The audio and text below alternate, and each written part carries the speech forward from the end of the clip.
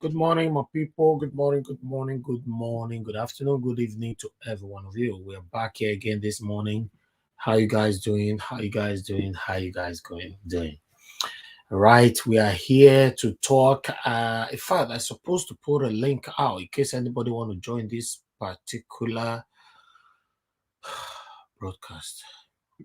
Yeah, I'm putting a link out. There's a broadcast where all of us are going to talk together on this one. I'm putting a link on the comment section in case anybody want to join.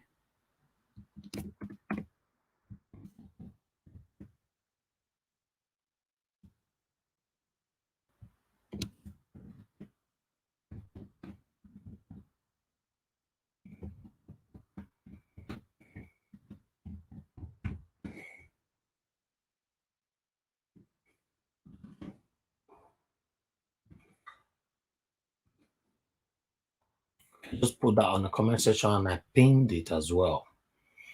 Right. Good morning, my people. Good morning, good morning, good morning. How you guys doing today? Happy Sunday to every one of you. Yes, we are going to talk about the PDP National Convention, which happened yesterday. Yes, not be small thing, not be small thing, not be small thing. Although it was peaceful, So we're going to talk about it. We're going to talk about our future. Your future and my future. We're still going to touch on the Edo State as well, because this one a PDP they talk about, and the Edo State governor is a PDP man as well. So we're going to talk about all of them together. Please help me to share. Let others know that we are here this morning. There's no notification. I'm not sure if you guys receive a notification. Help us to share so that others know that we are here. Okay. No, today is Sunday. Many people, they don't go to church. They don't get time. But I just want to do this morning because remember that we've got my scheduled show tonight at 7 p.m. So I don't want to I missed that. All right, my people, how you guys doing? Let me go to the comment section now. Yeah, good morning, Mr. Shola. FC is right there with us. Good morning to you. Edgar Nice says, Zoa, thank you very much for joining. Good morning, good morning, good morning. Mommy, the Aspera, mother of all. Good morning to you. Israel Asemota, my brother. Good morning to you. Yes, let me see more and more and more, and then we kickstart. I put a link there. Anybody that want to join this show, that's fine. Sagbo Conrad, good morning to you. Adewale James, Baba Yale, I see you there. Good morning, good morning. Stanley Destiny, good morning. Good morning to every one of you. Good morning. Please, as you join, please hit the like button. Vivian Da Rose, I see you right there. Godwin Okposio, I see your variable God's time. I see you. Good morning, good morning, good morning to all of you. Okay, variable God's time say you know go church. Now I want to do so. Say everybody get different ways of communicating with our God. Not let man deceive you, say you must communicate in one certain way. No. Anyhow you communicate with your God, as long as you know in your heart you are communicating with your God, certainly He go answer you. You understand? That's why we have so many languages in the whole world. Everybody speak their own tongue to communicate with God, and He still answered us. So, yeah. Now we want to do so. We want to talk to God so concerning the situation of our country. They don't come again, oh. These people, they don't come again. I see more people joining us right now. I see Rosemary Saige, good morning to you from United States. Good. Thank you. Sesmon, good morning to you. Victor One, good morning. Clarence Bell, good morning. Good morning. Isaac Kings, I see you right there. Good morning. Paul Egbon, sorry, I see you. Thank you very much for joining us. Good morning to every one of you. Happy Sunday to you all. These people they don't come again, they don't package themselves again. 2023, yeah. Hey God. Evil as we they talk, so Wike, although I'm a big fan of Wike or more than others. But there are people don't they campaign say now Wike they want for president or indirectly. I will show now everything today. Wike, although if they ask me, for example, say Wike come out today say he want to become president, me go vote for him. I know your verse. I go vote for him. We need an outspoken, energetic personality who can rule us. Not the one with this so. Buhari no they talk, get energy.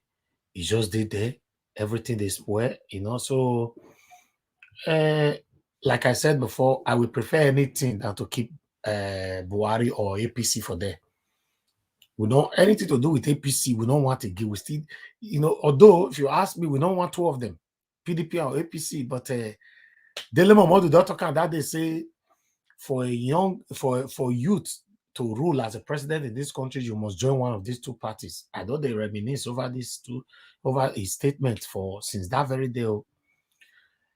But the same Dele Momodu now, and I know say he don't defect. Dele Momodu don't defect. He don't move. He don't take off. Now PDP did. Now go show all of that. If I will get many videos, we'll go show today. All these brokers with Dele Momodu can they do? We don't know saying don't set, don't buy tickets. Now to move 9 day. Dele Momodu as they talk so na PDP day. How Dan BT receive him? How Saraki te receive him? We go see. I go show now just now. So my people, wow. All right, we are here. Let's do this together. My people. Help us to share. If you are there with us now, in fact, now that help I don't want from now. For now, share. People will not say we there here. It's very important. Share. We don't have much people watching right now. Although I know it's on Sunday morning. If you share, more people will join us. So they don't have to go. It go they help. So that's the thing. So yesterday, the national convention for PDP, yesterday night happened. we go, I don't know where we go start from now. If we should start from, even go reach some of the way they fight. I love Obaseki. I love Izeyamu. I love Danobi. I hate Obaseki. I hate Izeyamu. I hate Danobi. I was still showing a video where the same, all of the, why you mentioned now, all of the day together, they enjoy their life. You go your day here, they fight. That make us unique. You see, we don't love any of them. We don't hate any of them. We don't support any of them. We they checkmate them. In case we know what it means, we they checkmate them and we they expose them. We not be their friends because all of them know what they are doing. It's the truth. All of them, they know what they are doing. So they take them easy. If they hate your fellow brother, we never hate you before. If they hate your fellow brother, we never disrespect you before because of this government. Now you lose. Now hunger go finish you. Hunger, because you don't know who will help you tomorrow. You are just there fighting for a government that will never ever recognize you forever. Forever, they don't recognize you. That's just the fact. I don't know whether they exist. So let's start from here. Before that, let me put my credit here because any videos I'm going to do now. Just 1 minute, my people.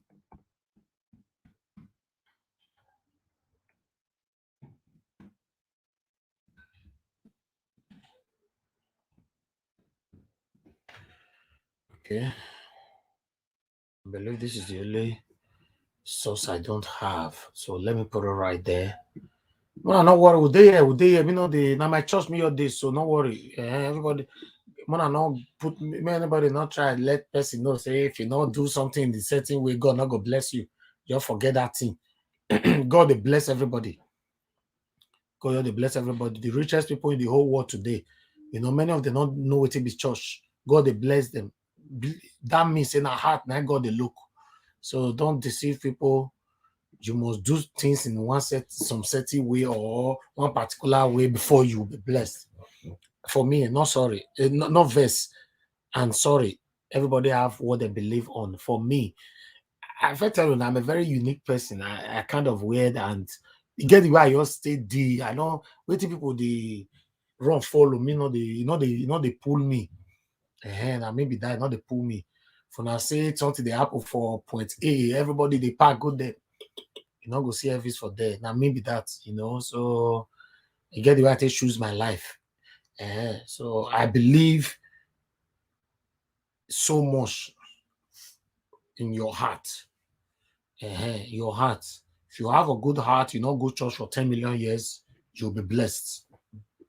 If you have a bad heart and you go to church every day, they go anywhere. So let's do this. I don't want to be diverted. I don't want to be distracted, and I don't want to divert away from the original reason why we are here. Osa Ori, I see you. Good morning. God bless you. Thank you for joining. Anybody who I not mention a name, when I not vessel, but when can help me share? Now they talk just gonna help me share. All right, we are going to start from here. As yesterday, as you know, like I stated before, and you can see right now on the screen, PDP convention 2021 happened yesterday for Abuja. You understand? Yes, it happened yesterday for Abuja, and big names they did there yesterday. Many of the defect come, many of the So I just want to the new PDP national chairman. I want to listen to his speech. Make to come from there. Thank you. This speech that will be delivered by the newly elected chairman is not an acceptance speech. It's just a remark, a thank you remark for those of you who are watching on live television and for those of you who are taking the records. It is not an acceptance speech. We are not there yet. It is a remark. Your Excellency, our newly elected brand new chairman.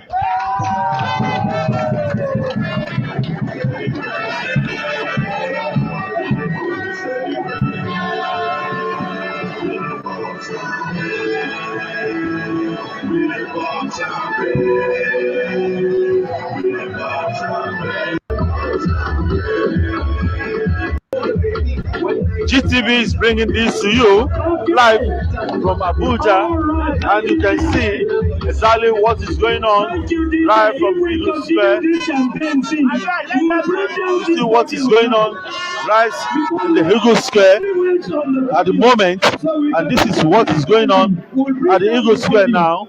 Can you see? Introducing our brand new national chairman, distinguished Senator chairman.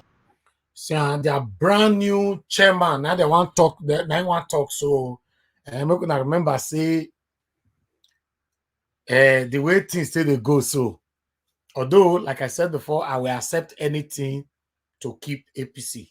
That is to pursue APC come off for where they did so. APC is, in fact, none of the good though. And not say tomorrow now say, and I will just change mouth. I not change mouth. We not get choice. Not your verse. At the moment, we not get choice. Who will be the president of Nigeria under another parties? If you have choice, let me know in the comment section. At the moment, we don't have choice. And yes, we'll all like talking, but sometimes when we are talking, we have to face the realism of our talk. Can we actually actualize this talking dream? In most cases, we cannot. Yes, because the only way you can actualize those dreams, is by proper consecrated unity. So between you and I, do we have that unity? I mean, that consecrated unity, do we have it?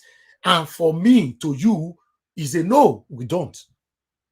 That's why you see sometimes I come here, I ask, share. So people on this side, they want you to say, talk if you want to talk, or guy, if you don't want to talk, me come out for that. That's how we treat ourselves. So we have a long way to go. Yes, we have a long way to go. So for now, APC must be out. Let's see if not PDP now go take him. Because me know what APC, because if you look at now, the only person we have right now that will take a APC now, if Buhari come out, is already the obvious now say it go be Tinubu. Listen to this video before we move back to the convention 2021 PDP vote. Listen to this. We don't know a better candidate than Asiwaju. I'm in the Senate now. I've been in the National Assembly for 16 years. I want anybody in this country that knows a better candidate to come to my office, room 1.27, and tell me who is better. Nobody in this country is better in this time to rule this country than Asiwaju. This is somebody who has given, let me say, a lot, a debt, suffered for every region of this country. Why can't we pay him back? On what ground, on what reason could somebody say he doesn't like Asiwaju? Do you hear him? On what ground, on what reason can somebody say you don't like Asiwaju Tinubu? Asiwaju Tinubu. You hear that now? So it already shown us say after Buhari, if you not let APC continue, Tinubu go take over, right? Don't let you know now. So I'm not against anybody. I'm not supporting anybody. I'm talking to you. It's your choice to filter whatever we are saying and take it from there. So at the moment, I'm not. Who's calling me on live? Oh, damn. Okay. Hold on, my people. Hold on. I don't even know where's somebody calling from.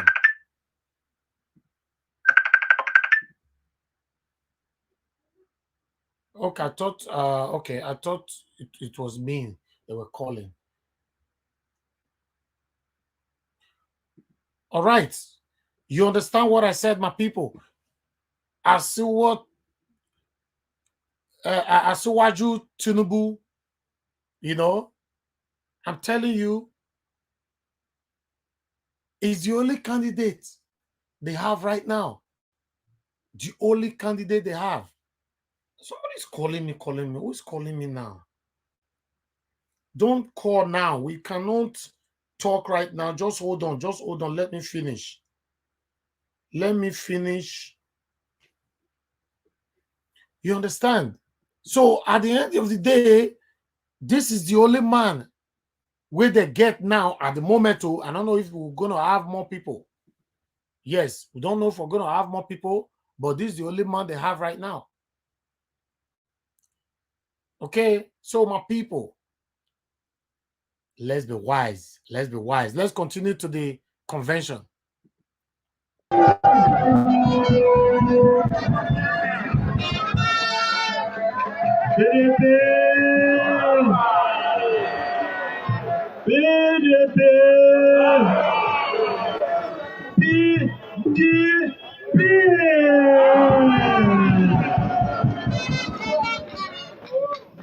Chairman of Convention, Acting National Chairman of the party, His Excellencies, the governors of the great PDP family, former Vice President, former Senate Presidents, former speakers, distinguished delegates, ladies and gentlemen.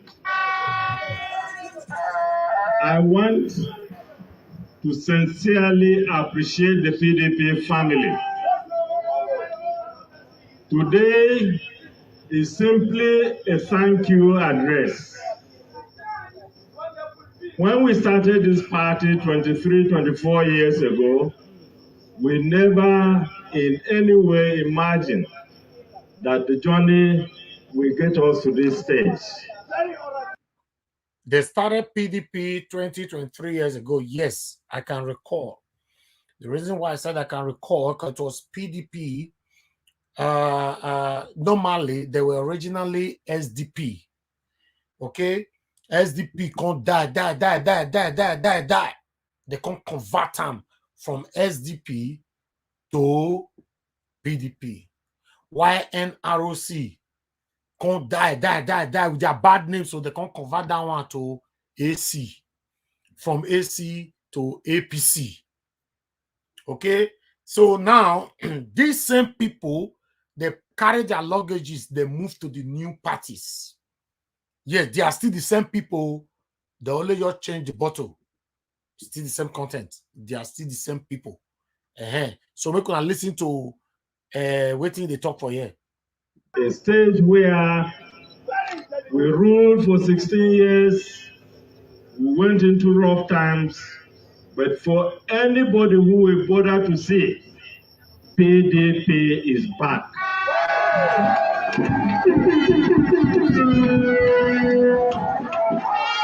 PDP is back. You know why I believe PDP might slightly win 2023 presidential election? Because at the moment, the reputation of APC is totally down. Although the PDP now saw that bill, you know, fight whether they fight for Edo State now, for example. Obaseki, they fight everybody. Everybody, they fight Obaseki. So none of them get unity. It can't be like, say, about 100 people are fighting only one person. And they happen now with Obaseki. The only area where me the verse with Obaseki till tomorrow, I'll continue to say it. He's not speaking. That means he's not speaking because he have a reason for not talking because of his future.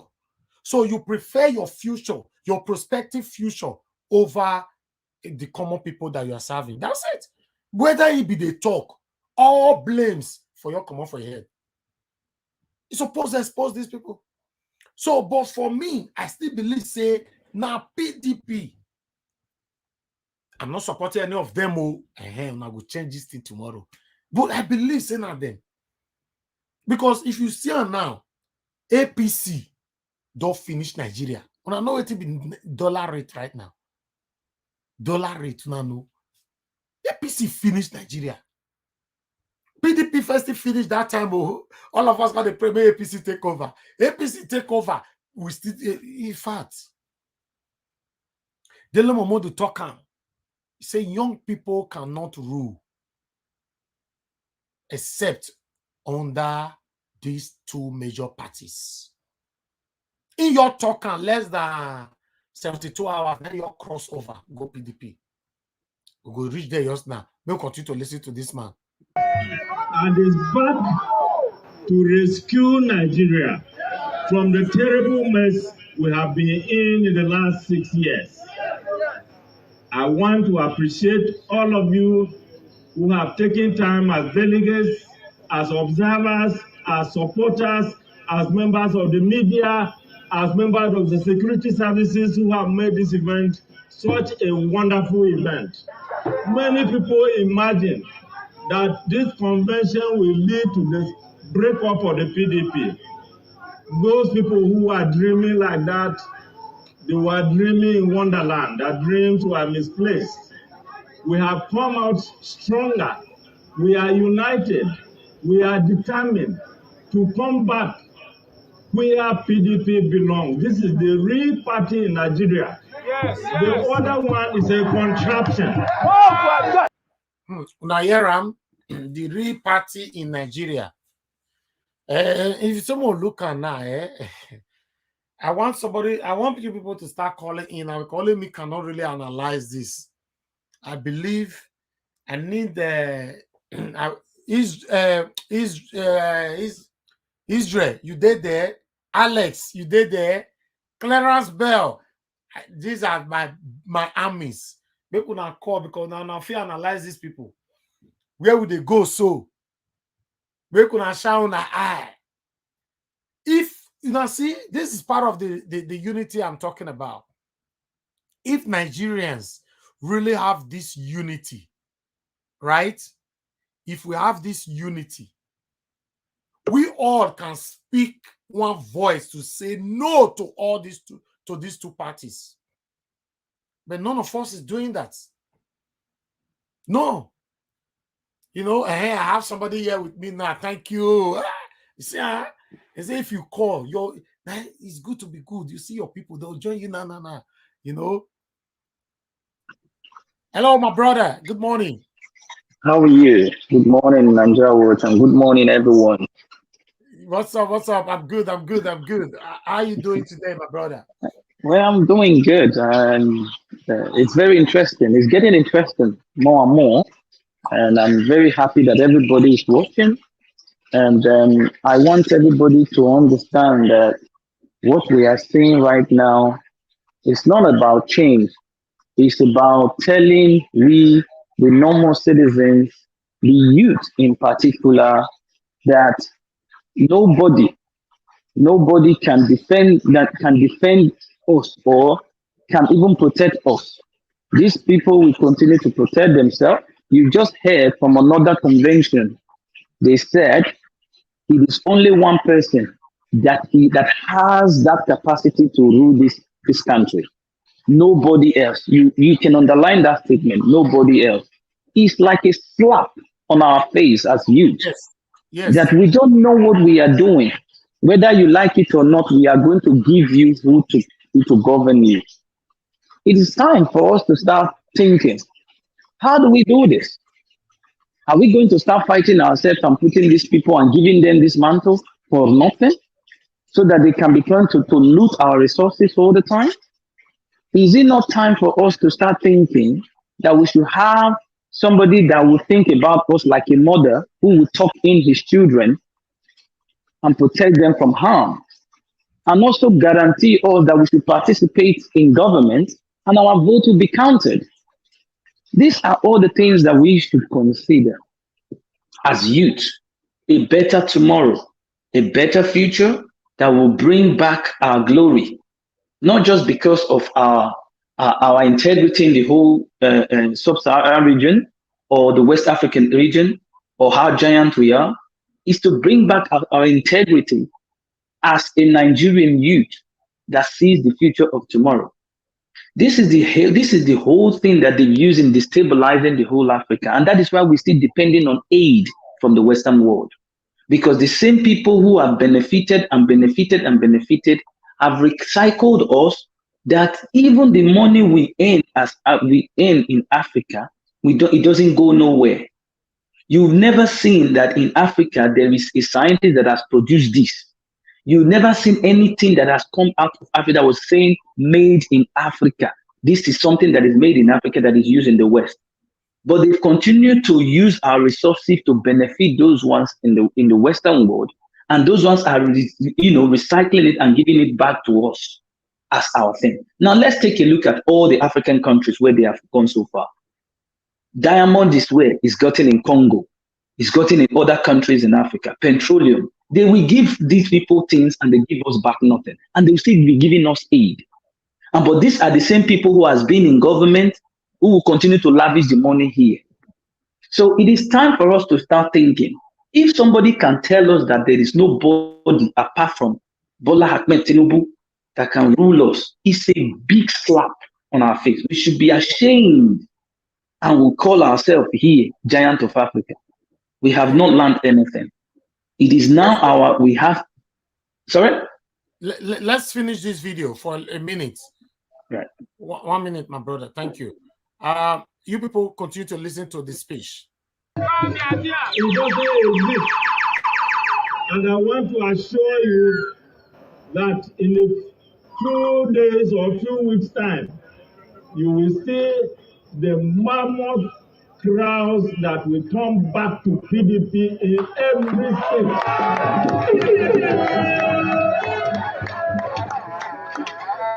Those Nigerians who have lost hope should today know that Nigeria is not a divided country. A small group of people decided to divide Nigeria. PDP will come back, unite our people, put them together, north and south, east and west. We will move ahead to develop this country. We did it before, we are going to do it again. I want to thank the governors, I want to thank the delegates, I want to thank our supporters, and every single person who has made this event such a huge success. I believe the other party can never hold a convention because even state congresses they can't hold. They have produced 92 state chairmen for 36 states. How can they hold a convention? We are waiting. It is a challenge to them. Let them come and hold such a successful convention which the PDP has done. All right. Israel, you heard that, right? Yes, of course. I hear it loud and clear. What PDP is saying, the message they are sending to APC now is that they cannot hold a successful convention, national convention, because within themselves in the state, they are fighting. They are fighting themselves. Nothing is working with them. So now PDP now have an advantage over APC right now. So that is what they are going to use to counter them in 2023. But as you can see, Israel, at the moment, they are not putting every other small parties into consideration at all. It means that you are not recognized. You go nowhere. So the only two parties, look now, the speech from the new national chairman of PDP doesn't have anything to do with every other party in Nigeria. The only party that is focusing on is APC. Why, if APC is leaving their own speech tomorrow, the only party they are focusing on is PDP? That means what is happening? The other parties it's like they are just there like a shadow. Yes, that is very correct. Last 2 days, we had a ZLMP merging with PDP to form a formidable force. Because for me, when it comes to politics like this, you have to see things like that. Everybody trying to destabilize each other it's all about governance, trying to get the power. But I will stop you there. Hold on. Somebody's trying to contribute to this. Good morning to you. Your name and where you're calling us from. Good morning, Nigeria Watch. This is Naruna from Geneva. Yeah, good morning, sir. First and foremost, I want to just thank you now, but I get a lot to say. Okay, go ahead. The problem over the face, so now we the youth, no, I'm not count myself join. Okay. I not consider myself youth again. Okay. Youth again. So now the youths be the problem. You know why? Then they look up to these people when don't fail and fail again, people when not produce anything, despite the huge amount of resources and potential when Nigeria get, they still they look up to these people for leadership.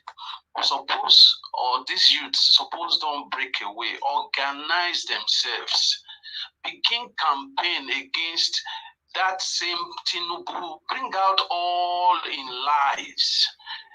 PDP, wherever they go, bring their lies come out. Educate the youths. It's very easy. Now the youths, the internet savvy, information savvy. Make them create structure. Now the structure when they post about.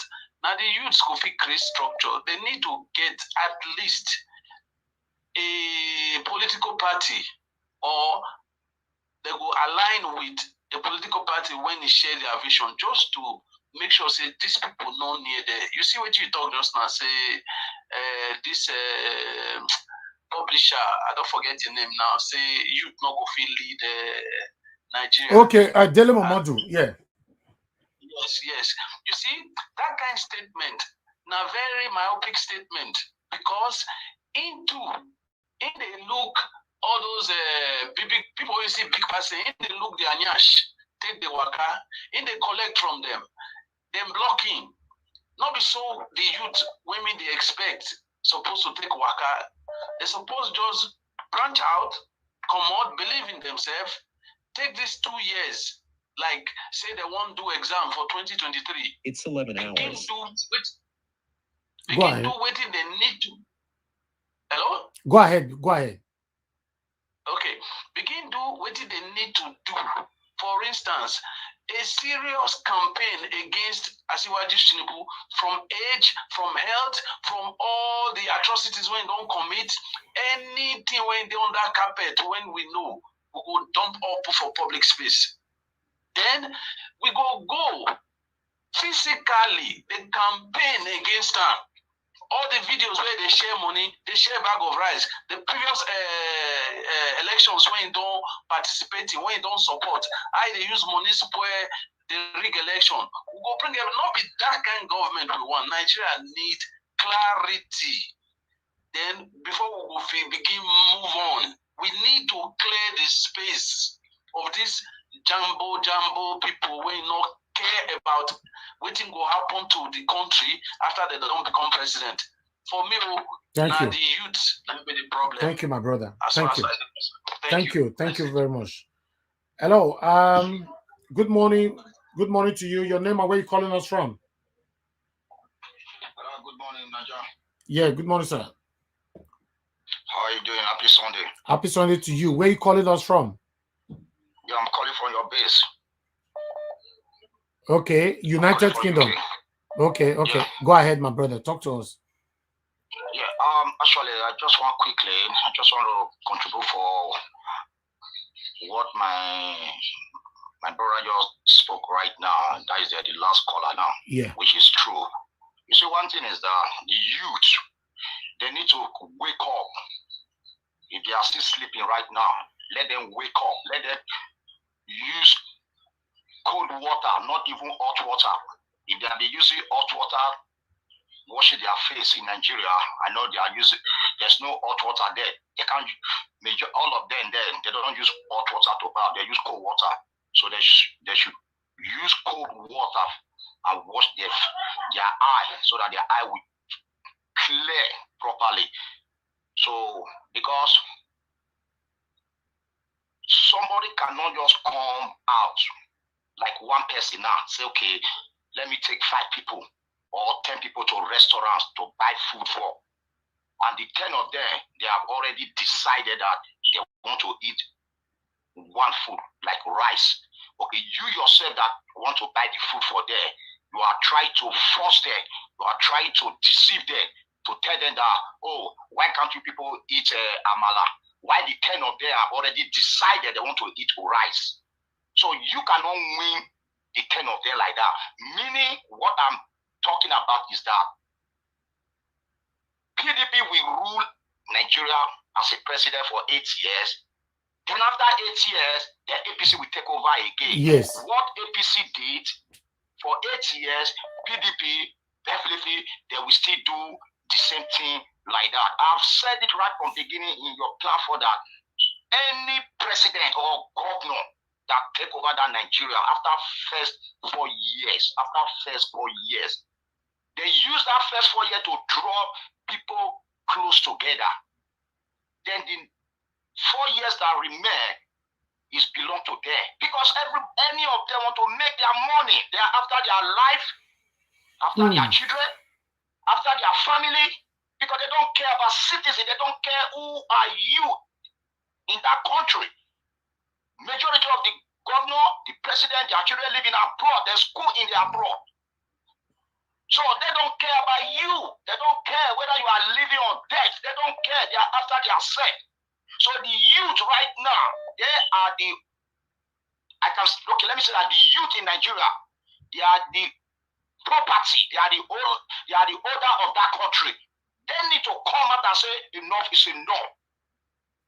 But is it not the same? Is it not the same youth that you are talking about that is fighting us here? Whenever we are saying the truth, they're fighting us. Some of them live abroad. They don't have hope to move back home anymore forever. They are, most of them, you know, I don't know what to say. They fight us here all the time. Whenever we are trying to expose these devilish politicians. Okay, now look at it now. For example, if PDP won the election in 2023,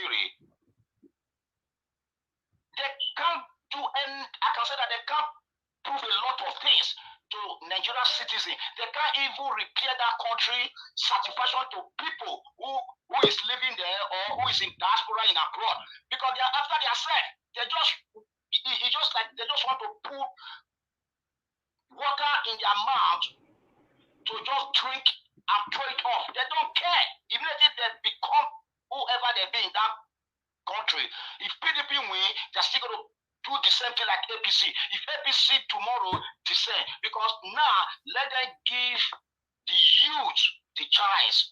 Thank you, my brother. Neutral somebody, a neutral party. Thank you. Look at, like United Kingdom now. A lot of people know the party that benefit them. Like me, I always vote for Labour right from the beginning. People vote for conservative, depend. People know when they were voting for Labour, what they gain, what they benefit, what they enjoy. So everybody, different country, they know the party. Thank you, my brother. Let's move on. Let's move on. Thank you, thank you, thank you, thank you for your time. So they need to turn this thing off. So the youth now need to wake up and decide not to give back of rice, one chicken, a lot of things, sharing for that. They need to think about their future. Thank you, my brother. They need to think about future. They can't do nothing. Both PDP or APC, they can't do nothing in that country right now. Thank you. God bless you. Thank you. All right. They need to share that country, man. They need to share it. That's our brother, the verse, you know, because of what the statement from that, our brother, I will play a video to let you guys know what these guys are earning, you know, every month when they're in power and off power. Okay, we have our brother Akim with us right now. Akim, good morning to you, my brother. Thank you very much for joining us. How are you doing? I'm fine. Good morning, Mr. Ninja Wash. I'm very good. Sorry I came in late because I didn't see your link early enough, and I'm really sorry about that. So how are you anyway? I'm good, my brother. I'm good. I'm good. We have Israel with us as well. Hello, Mr. Israel. How are you doing? I'm good, Mr. Akim. Thank you for joining as well. Yeah, thank you very much for having me this morning. All right. All right. Okay, before we move on, callers, just hold on for a minute. Let's play a video here. Although we already played this video, let me just play it again just to highlight what we all are talking about here. What I just said now, we don't know a better candidate than Asiwaju. I'm in the Senate now. I've been in the National Assembly for 16 years. I want anybody in this country that knows a better candidate to come to my office, room 1.27, and tell me who is better. Nobody. So in case you know a better candidate, go to his office, room 1.12 or whatever I said it. Okay, that is it right there. So I'm gonna play this because I want us to listen to more of these people so that we all can comment on this. We have someone who's calling from Nigeria. Let me listen to this person first. Hello, good morning to you. I guess you're calling us from Nigeria, right? Hello, good morning to you. Good morning. Where are you calling us from? I'm calling from Germany. My name is Bright.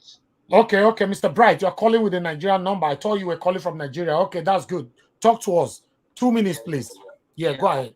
Yeah, I'm using the Nigerian number, but I'm right here in Germany. Okay, talk to me, Mr. Bright. Go ahead. Okay, I know they watch your program, they listen to your program, and I see the contribution of some people. You know, it's very nice that most Nigerian youth are waking up. You understand? For we to wake up 100%, like I'll use one example. Nigeria, we don't have, especially our leader. And our country, we supposed to get what is it called? Basic amenities. When we see the people supposed to enjoy that one, are number one of the responsibility of government.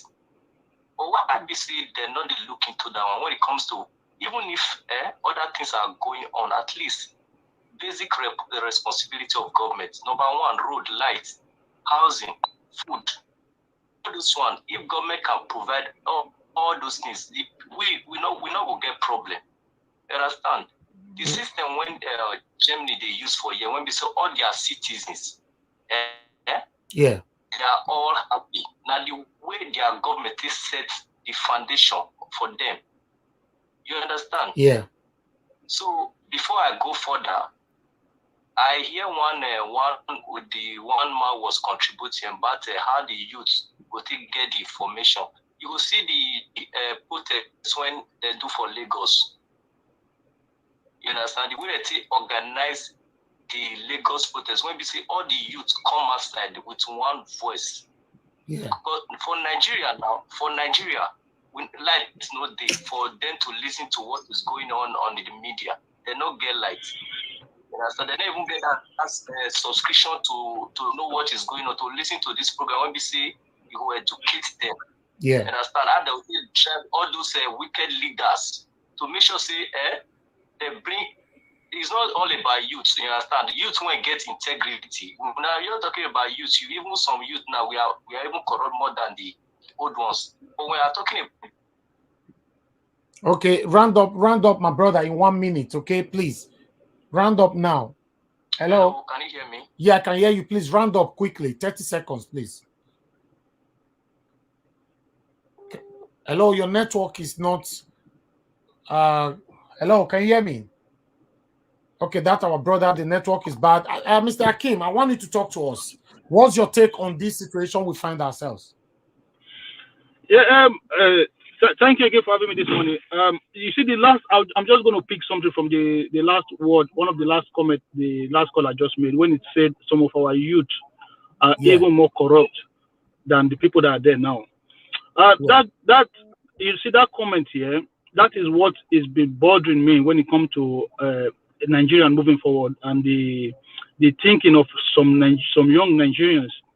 Even I'm telling you, brother, even the ones that live here in Europe, have you ever entered into an argument or a debate with them, and you see their level of even thinking when it comes to governance? For them, it's about going in there and take what you can get. It's not about what is good for the country. Even the ones that I'm telling you, brother, even the ones that live in Europe, they will tell you, if me just reach yourself, guy, me say I go collect my own. You know, just imagine that kind of thinking, right? So there was a time, I think it was 2017, I went to Nigeria, and a friend of mine from uni came to my house and said he wanted to contest as a councillor. I think that was in a local government. I wouldn't want to mention it. So like we're just having a conversation. So like I said, okay, what is your plan? What do you plan to achieve should you become a councillor? Basically, in a year I can make so money.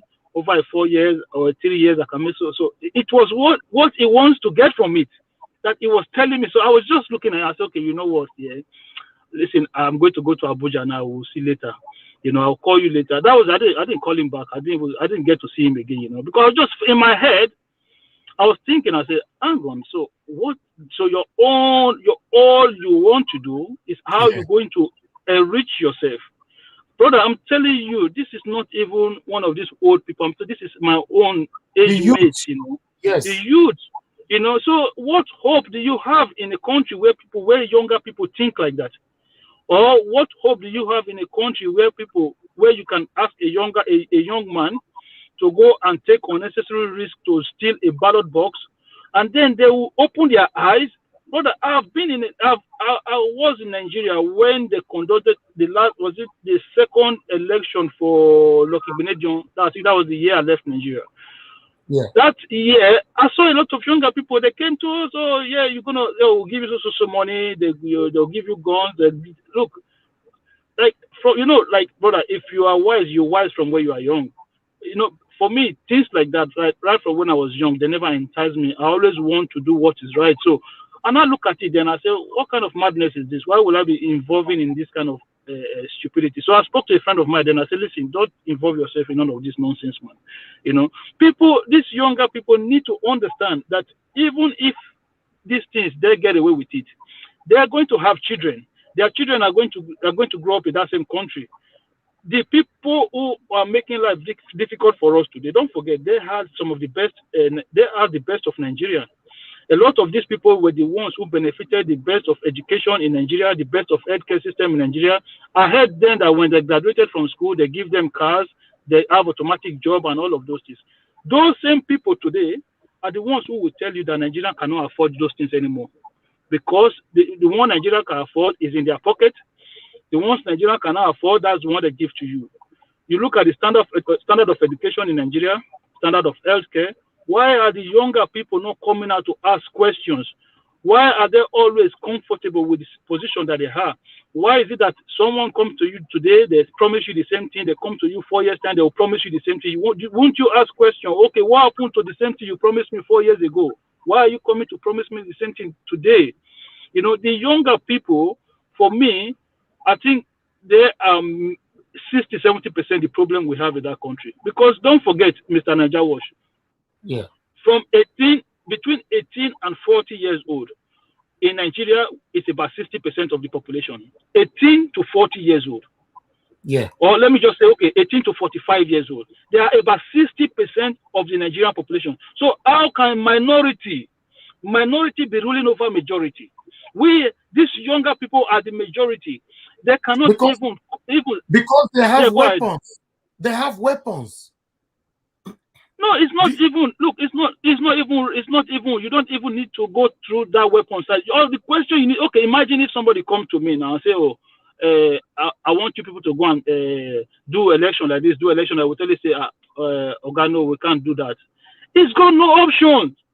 He's got no other options. If you just say no to him, he's got no other options. So you have the power just by saying no. Just saying no, we won't do it. No, you have the power. They have the power, but they never use that power. Look, those people, their children are not even there. Their children are abroad. They need you. So why don't you exercise that your own power? You don't need a gun. You just need to say, look, this is what you have to do. And if you don't do it, no, I'm not going to work for you. I'm not going to work with you. Just say no. But these people, you just give them 10,000, the one they want to go and use to drink beer in the beer parlor. That's all. You give them 20,000. That's all. But you forget that this man that is giving you hand has taken elephants, and then from that they give you crumbs, and then you're happy that you've got all you need. Then 2 months, 3 months down the road, you are there struggling. You are calling your brother abroad. You are calling your auntie abroad. Whereas you've just made decisions that will not only affect your own life, but will affect the life of your own children and your grandchildren unborn. You understand? Just because of peace and. Let's listen to Atiku. Before Atiku, let's see the vibration from the supporters of Wike, because it looks like now. Because I want Israel to comment on this, or any callers after this video, before I come back to you again, Akin. It looks like Nelson Wike supporters are already clamoring now for him to go for presidency 2023. Because as you know, I said it before, many people might not like this. If we can raise up his hand today, say he wants to contest as the Nigeria president 2023, me, I will use my platform to support him. It's the truth because he's vocal. You understand? He's vocal at the moment. Sorry, guys. At the moment, the only platforms that we know, although we know these platforms are still the biggest problem we have in Nigeria, but still they are the standout platforms. It's PDP and APC. Now, you heard when Dele Momodu said, if you don't come out under these two parties, you go nowhere. The only way we can counter what Dele Momodu said is this: we come out and create consecrated unity within ourselves. And between you and I, like what my brother Hakim was saying, and my previous caller who called with a Nigerian number from Germany, I support both of them. The youth are not ready yet. It's the truth. We are not ready to unite, to create that party, to back up that party, to help the party to emerge and triumph. We are not ready. So because we are not ready now, okay, look at Sowore came. Sowore said PDP must be out, APC must be out. At the end of the day, how many marks Sowore gets? How many votes he gets? So the truth is, if now, because if any of our youth want to go into these parties now, okay, let's go in, to go fight for ourselves. How do we trust these youth? For example, you see what Desmond Elliott did. Desmond Elliott was given opportunity to come into APC. He got there. Everybody saw what he did. Now, the biggest pain we have in Nigeria from a youth is from Desmond Elliott. As a youth. So let's listen to the voice that is advocating right now for Wike. Then I'm going to ask my two brothers right here to talk to us. What do you think about Wike? Listen to this. I'm right to everybody side. This is the Deputy Speaker, Rivers House Assembly. We are excited because we are here with our principal, the Golden Governor of Nigeria, His Excellency Chief Honorable Barrister Yesum. This is Wike. As you can see, this is the pavilion of Rivers State for the PDP Elective Convention 2021, holding live here at Eagle Square, Abuja. And so far, so good. PDP as an organized and responsible party, everything has been going smoothly. Rivers State has voted, all states have voted, and I'm sure the electoral committee is doing the counting. You can see that there is no rancor, no acrimony. Nigerians are waiting for this party. And the man whose face Nigerians want to see is Chief Honorable Barrister Yeso Wike. Okay, that's what I was waiting for. Israel Asemuta, wake up and comment on this. Where are you? Where you there, my brother? Mr. Nanjawat, I'm here. Okay, let me start by saying, well, all these youth that are advocating for Wike, they are not far from the truth. I must tell you that as a youth, I have a motivator, somebody like Yeson Wike. I do like him. I like his style of governance, and I like the fact that he gives rooms for other, aspiring youth who are vying for positions. And his style of government actually defines what democracy is. If you watch his speech, this is how you try to govern people when you are in a democratic system. Yes. Knowing what you stand for, defending what your position is. Even when he was saying, when you take the oath to defend people and their properties, you see the way he made it. You did it yourself and you must take the responsibility. That is a true leader. And a leader who does not budge who stands when he makes the mistakes, and who stands when he makes the right thing. This is how to show a leader. Among all of them in that PDP convention, I can tell you that Governor Nyesom Wike is the more radical. And Nyesom Wike, if you compare, if you look at his style of leadership, is the way you have somebody like Julius Malema of South Africa. Because he stays in the ANC and he was telling the ANC, until you do it like this, we cannot have good governance. That is why they send him out. And he still advocates, he still stands on what he wants to do. And that is why you see him having followers. If people are trying to emulate him, it shows that he's going on the right direction. But the question is, will the PDP chieftain allow Nyesom Wike to become president? The answer is no, because they know that Nyesom Wike will target them whenever he gets to that position. And that is what he wants to do. So they will never give him that chance to do what he wants, because from his words, psychologically, we are studying these people, body language and everything. They will never give him. Even when he was asked, are you saying now that good people will never have the opportunity to get to that power as that presidency seat? Yes, the answer is they will never get the chance. But the point is, the reason why they will never get the chance, because those elites there, they want to start playing the ball the way they want it. Trying to recycle it. They want to, because all these people, they are all bodies. They flow around themselves. Israel, let me ask you, if it comes to Atiku and Wike, do you think, because this is what I'm visualizing right now, it looks like at the end of the day, it's going to come to their primaries, right? They're going to have their primaries, between Atiku, Wike, or whoever. Are you telling me that Atiku will beat Wike in their primaries? Atiku will beat Wike. Wike will beat Atiku when it comes to a fair election. Okay. Because what you don't understand is the chieftain of any a party, they command the structure. So anybody they target as a radical, they are going to be pushing you aside, because you are going to change the status quo when you get there. And that will make some of them even maybe go to jail. That statement from you, I will pause you for a minute. I want to play this speech of Wike because I like it. I play this speech all the time. It's my wish to see my governor speaks like this, but he's not speaking like that. Whenever we call him to talk like this, people say, "Now we hate him." Let's listen to this speech again from Wike.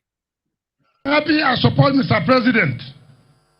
When his broadcast speech on this June 12 speech he made, he said, "Governor, stay in your state and do your work and stop worrying me." I thank God, Mr. President, no, I'm not one of those governors that come and see Mr. President or visit him for one problem or the other. I will not be.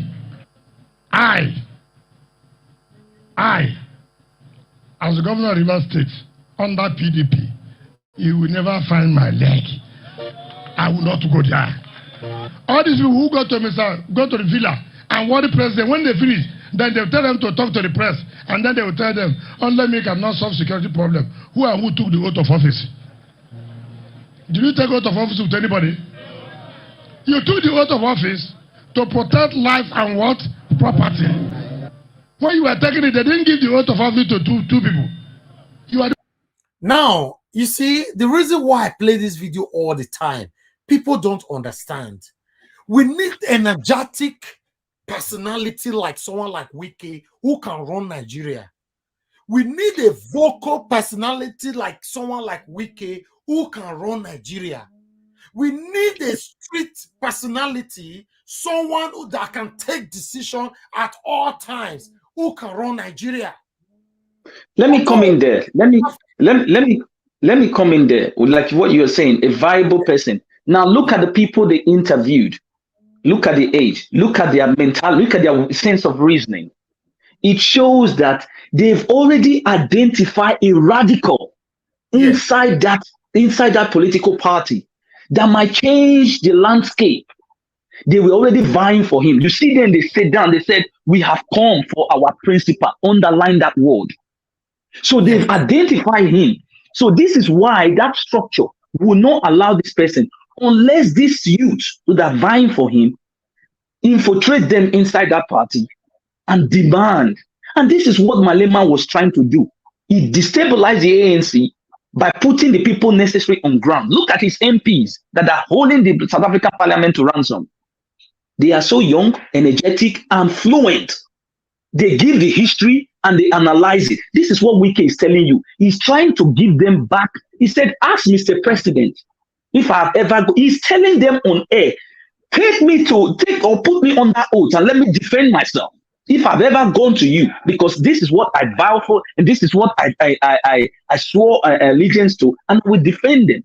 If you want to take me to anywhere, take me to anywhere. He's trying to give them what good governance is. They will never bring such person in place because it will destabilize everything they are planning. How can Atiku be coming again when he has ruled Nigeria before? What is he planning? All right, Israel, I'll stop you there. We're going to come to Akim in a minute, but I want us to continue to listen to these people. Someone is also calling on the phone. Okay, before I play that, let me talk to Mr. Fred. Mr. Fred, good morning to you. Talk to us, sir. Go ahead. Good morning. Happy Sunday, my big brother. Happy Sunday, sir. How are you doing today? So far, so good. And yours? I'm very good, sir. I'm good. Talk to us. 2 minutes. What's your take on this one? I have two things to say. Number one, you were talking about the youth. Yes. You understand? Yeah. Yeah, when you say, if you see this current government that we have in our state country now, called Nigeria, there's a lot of youth here. The governor of Ugi is not a youth. Yaya Bello. Yeah. The guy that what they call the professor Ayade is more or less a youth. Yeah. I can name up to 4 or 5 of them who are youth. The one that just decamped again now to be APC is a youth. The youth is not just that we don't have youth. That is aside. Let's go to our state. You understand? Yeah. Look at all of them that is clamoring for APC. They are all youth. They are all youth here. Those people that campaign for, you know it, that campaign for our brother PDP. Yeah. A lot of them are youth there. You understand? Yeah. There is no much adult, or let's say the old average of 70-something or 60-something. Therefore, those 70-something, 60-something, they are all in the Senate and all those big posts like from North and all that. You understand? Yeah. That aside, that's it, because issue of youth, I just want to explain that side to you. Not that we don't have the youth, but they don't have the power, they don't have the zeal to say, okay, well, let me challenge these people so that they will not see that if other people will follow them or not. They don't want to do that. That is why we still like that. Then let's go back to our brother, our cousin, our uncle, brother Wike.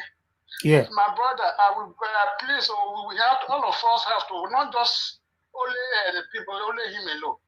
We will use this our platform to campaign for him. Not just, you understand? Of course. It's very important. Of course. Please. We will use, every one of us will use this our platform to make sure we campaign for him. I just want to make an appeal for that. You understand? Thank you, sir. It's very important for us. Thank you. God bless you. Thank you, sir. Right. Before we talk to someone else, I want us to listen to these guys. You know, listen. For this party. And a man whose face Nigerians want to see is Chief Honorable Barrister Yeso Wike. We are pleading with him to contest as the presidential candidate of PDP because Nigerians can't wait to elect him as the president of Nigeria. This is a man who is bold, who is active, who is healthy, who is responsible, who has capacity, is a goal-getter, and just as he has transformed Rivers State from...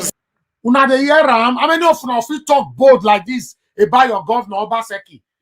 Some of una wey dey abroad, wey no dey fit pay rent. Una dey attack people wey don't do well for life just because we are trying to checkmate governors. How many of you can really talk like this? How many of you? The reason why I like Apostle Alfred, he showcased the good road or anything that the governor is doing, but he also come out to tell you the truth sometimes. He's the only person where I still they see now when they come out. He go talk, tell you the truth. He go talk how it's supposed to be. How many of you can really come out to speak about your governor like this? Nobody. If they talk, they'll say, I hate. He hates him. He hates him because almost all of them the darkness. We are trying to bring you out of the darkness. You say no. How many of you come out now to say you want Obaseki for president? Person that is not communicating with the people? Somebody that is not communicating with his own people. You were elected to govern us. You were elected to carry us along. Speak to us. I don't feel talking. Even though Obaseki not do anything for Edo State, if he was communicating, exposing these devilish suffocators that is suffocating him, for me, remember when I for that brand my channel say I did bias, I go support him 100%. Say okay, more not worry. As far as saying all the work now, but at least they expose all these devilish people where they suppress them. The governor is not speaking. Let's listen. Continue to listen. This sometimes when I normally say your footprint matters so much in life. What is the benefit of your footprint? One of the beneficial of the benefit of you having a good footprint is for people to speak for you on your behalf. Yes, this is why you see someone like me. I don't go nowhere. I don't go to party. I don't go club. I don't go gatherings. I don't go nowhere. Listen, not because I don't have the things to go these places. My friends, they tell me how far. That your things, so make I can't use them this weekend since you know they use them. In case you don't know, find out. I have everything to I don't know how to use the word, to flex life for my compound. It's a choice. It's a choice. Somebody saying on this platform the other day, say, oh, Nigeria was fair de Verona. Nigeria was fair de this one. We are talking about 1997. You're talking about 1998. Italy still remains one of the best countries in the world. Italy is still one of the best countries in the world. Their people are so passionate. In fact, Italians get better mind past British citizens. In case you don't know, Italians. Anybody who have lived in Italy before, anybody who have passed through Italy before, anybody who have any affiliation with Italy before, you should be proud of yourselves. So let's move on. See people, they speak for better person. Listen. Transform River State from zero to everything you are seeing today. Nigeria will be transformed across board. All sectors will be touched. That's why we are happy. We are celebrating because today PDP has given birth to a new National Working Committee that is going to usher in the presidential candidate, governorship candidates, candidates in the state and National Assembly levels that will transform this country, and of course under the People's Democratic Party. The celebration is there. His Excellency is seated despite the time because he's a man who is very tailored and detailed. And of course, with his help and that of his colleagues, PDP is back to life, and we are going to take this. Why would I not go this same place and go talk about Obaseki? Now stone there for stone now. Some of you who is supporting Obaseki in a biased way. I in case you don't know, I wanted Obaseki till tomorrow. I want him to succeed. From day one, I wanted him to succeed. You cannot succeed when you are not communicating. You cannot succeed when you are not carrying your people along. You cannot succeed when you are mute, thinking that you are a semi-god.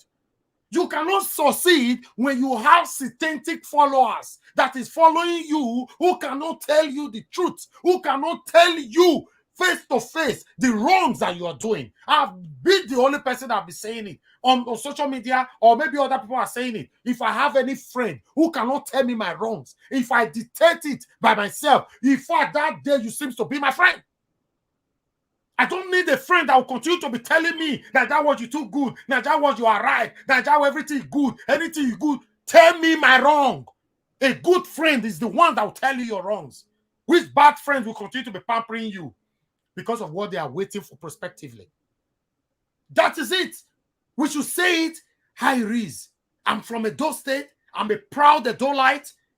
If they ask me today, if Wike dare to say he want to be president, Mona no verse, I go disappoint all of them. I go use my platform to make sure, say Wike, he become Nigerian president. If they not put Wuru put. Because for me, I want a better Nigeria. I want to enjoy my country. Any other candidate right now, I don't trust any of them. At the moment, if we can see 54 cup tomorrow, who knows?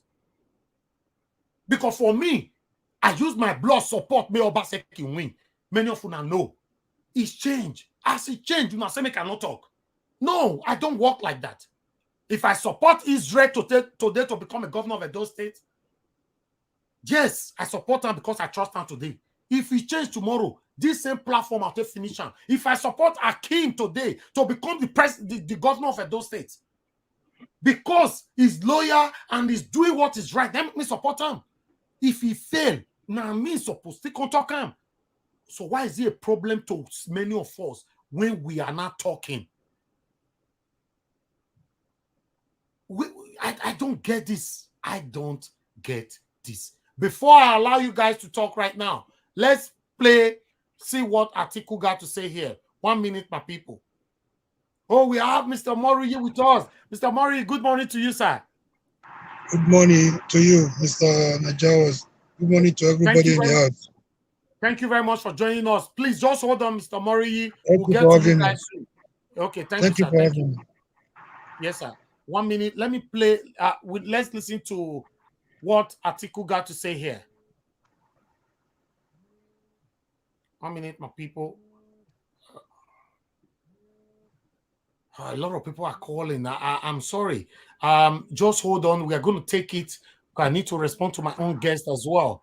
Okay. Okay. Atiku's video is not letting me in. I need to resize it. Okay, let's listen to what Saraki got to say. If that will allow me as well. Okay. Before I sort this out, I would like Mr. Akim, please respond to the video of those fans advocating for Wike to come for presidency. For me, I think those people, they are, of course, it's something to be expected from them because according to what the man said, he said, they are there to support their principle, which is something that you expect them to do when they're supporting their principle. I don't have a problem with anybody who want to contest an election. That's their right. You know, everybody have a right to want to aspire to be the best. But my own issue with all of this is this. Based on someone who has a political idea, as in when you come to politics, I'm a progressive. You understand? I'm not a politician, but I am a progressive. I follow progressive politicians across the world, like people like Jeremy Corbyn, people like Bernie Sanders, you know, Lulas in Brazil, you know, because I'm one of those people who follow the philosophy of Awolowo, of Awoisms, you know. So I follow a lot of progressives, you know. So for me, I have never seen anything from these people that will convince me that should they become a president of Nigeria, that the country will change. Because I've never, you talk about Wike being vocal. It's okay being vocal. What about substance? You know, you can be vocal. You can say whatever you want to say against something. But where I've never seen him talk about policy issues, that I will look at him and listen to him and say, okay, you know what? Yeah, this man knows what he's talking about. Yeah, this man, you know what? This man has the solution. I've never heard him talk in that manner. All I've heard him say is, federal government do this, or we don't like this in River State, or no, it's about River State. I understand he's a governor of River State. But for me, I listen to Atiku. I don't hear anything that encourages me to say, you know what, this man is ready, he's going to change the country. I listen to Wike, you listen to Saraki, you listen to Tinubu, you listen to all of them. Akim, before we move on, let me ask you a question. Between although all these politicians, they are recycling themselves, none is good. But when it comes to Wike, Saraki, Atiku, now this is your only choice. Who do you choose to be your president amongst those three? I'll probably just stay away from it, man. I won't choose any one of them. Because I wouldn't choose anything. This is your only choice. If this, you cannot leave the vacuum. You can't leave the vacuum like that. You have to choose these three people if they are your only choice, right? Like at the moment, if those three people are my only choice, right? Yeah. I'll probably say, like very reluctantly, very reluctantly, I'll choose Atiku Abubakar, because Atiku Abubakar for me will be the one person that have the connection across Nigeria. You understand? Atiku Abubakar is somebody that has invested financially in Nigeria. So for me, it's probably going to be in his own interest for the country to work. But for me, the only problem I have is the process. What do they think is right for Nigeria? What do they think Nigeria should do at the moment? Because I never hear these people talk about restructuring. My brother, Nigeria needs serious restructuring, man. People are not talking. Look, the problem with that country needs to be properly restructured. I'm still saying it. If they bring Jesus Christ to come and govern any part of that country today, it won't work. I'm telling you, it will not work. We need to be honest with ourselves. The country is structured very wrongly. Even if we say we are practicing federal system of government like they do in America, but we are doing it very wrongly, very poorly. It won't work. There's no look. How can you generate electricity in one state and then you put it on the federal grid for them to go and be using it in other places? It doesn't make sense. A lot of things need to change from the federal level before we can begin to. And I've never heard anything from Wike to convince me. I've never heard anything from Atiku or Saraki or Tinubu to convince me that yes, these people, they will do the right thing. Even somebody like Osinbajo, if you remember when Osinbajo just became vice president, he was saying all of these things. He was talking about state police. But later, what happened? It changed. You don't hear him speak about these things anymore, because at the end of the day, I don't know what is wrong with these people. It's like they know what the problems are. They don't know what the solutions are. And it's heartbreaking. I won't lie to you, man. It's heartbreaking because you want to see that somebody can come in and identify what the problems are and then come up with proper solutions to address it. But you never hear, even listen, my brother, if you notice properly, or if you follow the 2015 general election, APC manifesto was one of the best manifesto that a political party has ever presented in Nigeria. One of the best. But when Buhari became president, what did he say? He said, I didn't promise any of those things. That was what he said. But he forgot that party is like a car. You are just a driver. So whatever passengers or goods that are inside that car, you driving that car, you are responsible. Even if you don't put them inside, you are responsible for the safety and well-being of whatever is inside that vehicle. The APC is like a vehicle. He is the driver. How can you then I didn't promise any of those things? Look, restructuring is in APC manifesto. State police and all of those things are in APC manifesto. The question is why did they abandon their own manifesto? We are going let me get Akim here. Akim, you are very correct in some ways on what these things are. You said they had the best. Of course, I read the manifestos as well. They had the best. Can you hear me? My brother. Yes, yeah. I can hear you. They have the best, but that was what I said. You have to understand, before any house can be able to stand, there must be a proper foundation.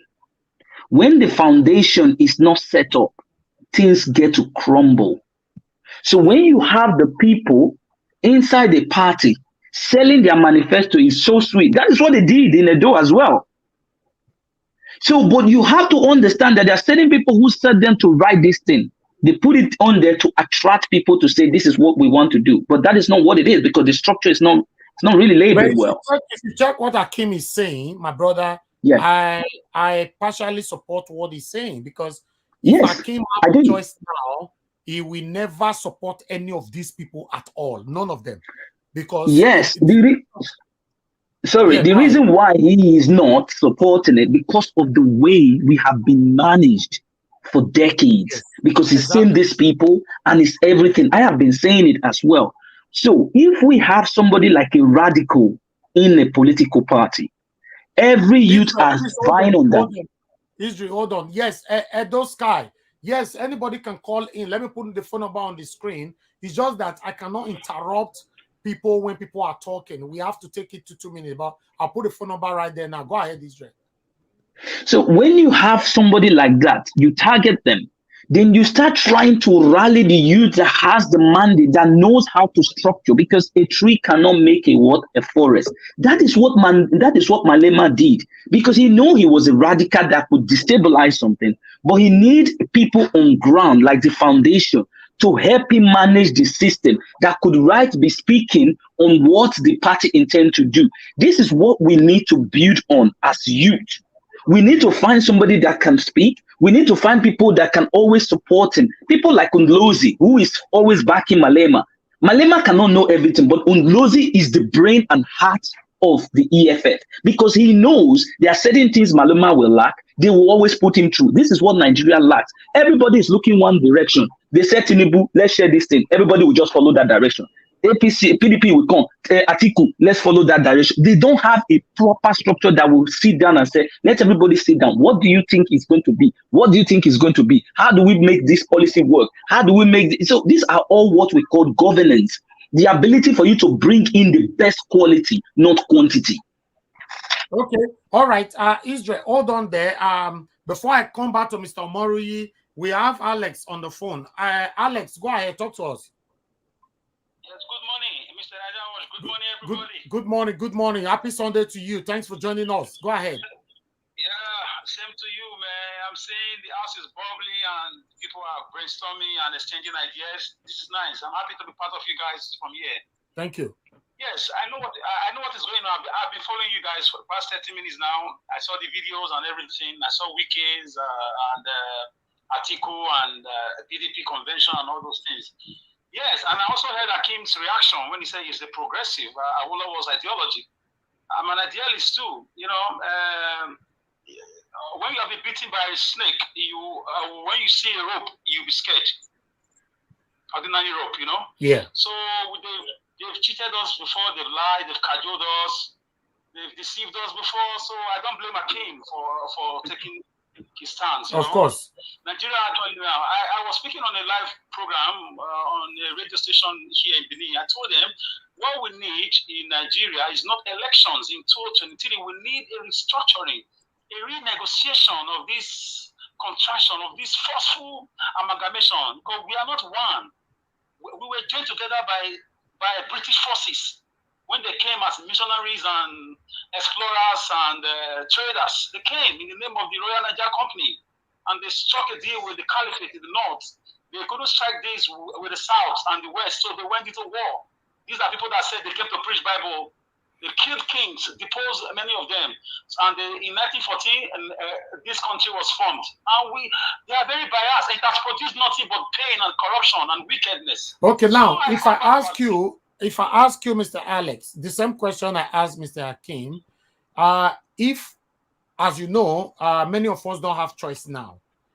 If it happens that you have to choose one amongst Wike, Atiku, and Saraki, who do you want as your own president in 2023? Yes, give me 2 minutes to answer this question. Wike has been a very good boy. He has been, during the SARS protest, people say Buhari was a bad boy.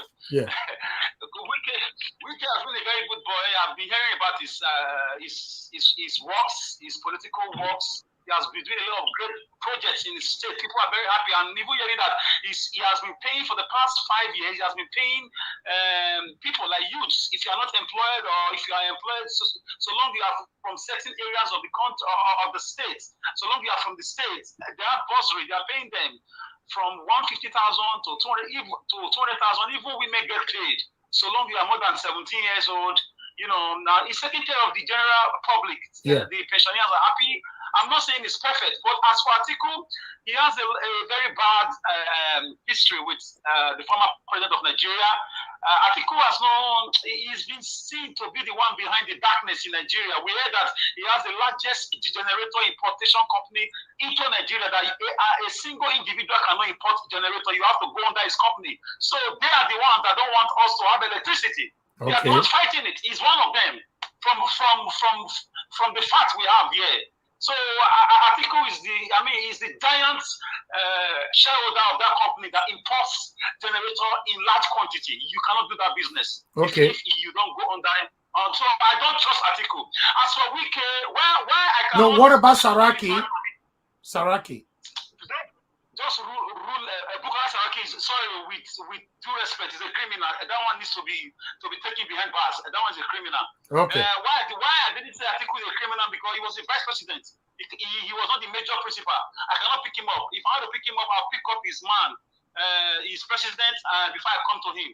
The same way I cannot accuse this current vice president now. So it's same problem. But as for Saraki, he was senior president. He passed a lot of stupid bills. He couldn't do anything with his powers. Number 3 man in the whole country. He couldn't pull the strings. So what other story are you coming to tell us?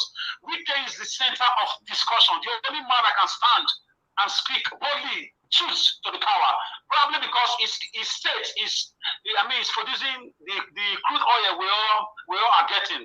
As for Wike, I hope it's not going to be the case of, because he sees he's doing well, he's doing projects, he's doing this, he's talking to those in authority.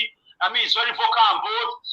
Also, we heard he's doing well, governance-wise. He's not corrupt. He's not so corrupt as, for now he's in power. We cannot really tell until he leaves. Yeah. But I hope he's not trying to use goats to set trap, to catch a bigger thing.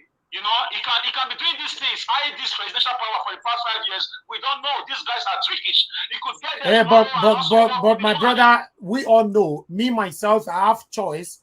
I would not want any of them to rule us again. But at the moment, we don't have choice. We have Tinubu coming now, flexing his muscles. We have a different one. A lot of them are already, publicly or silently flexing their muscles. Can I tell something, Mr. Najawas? Yeah.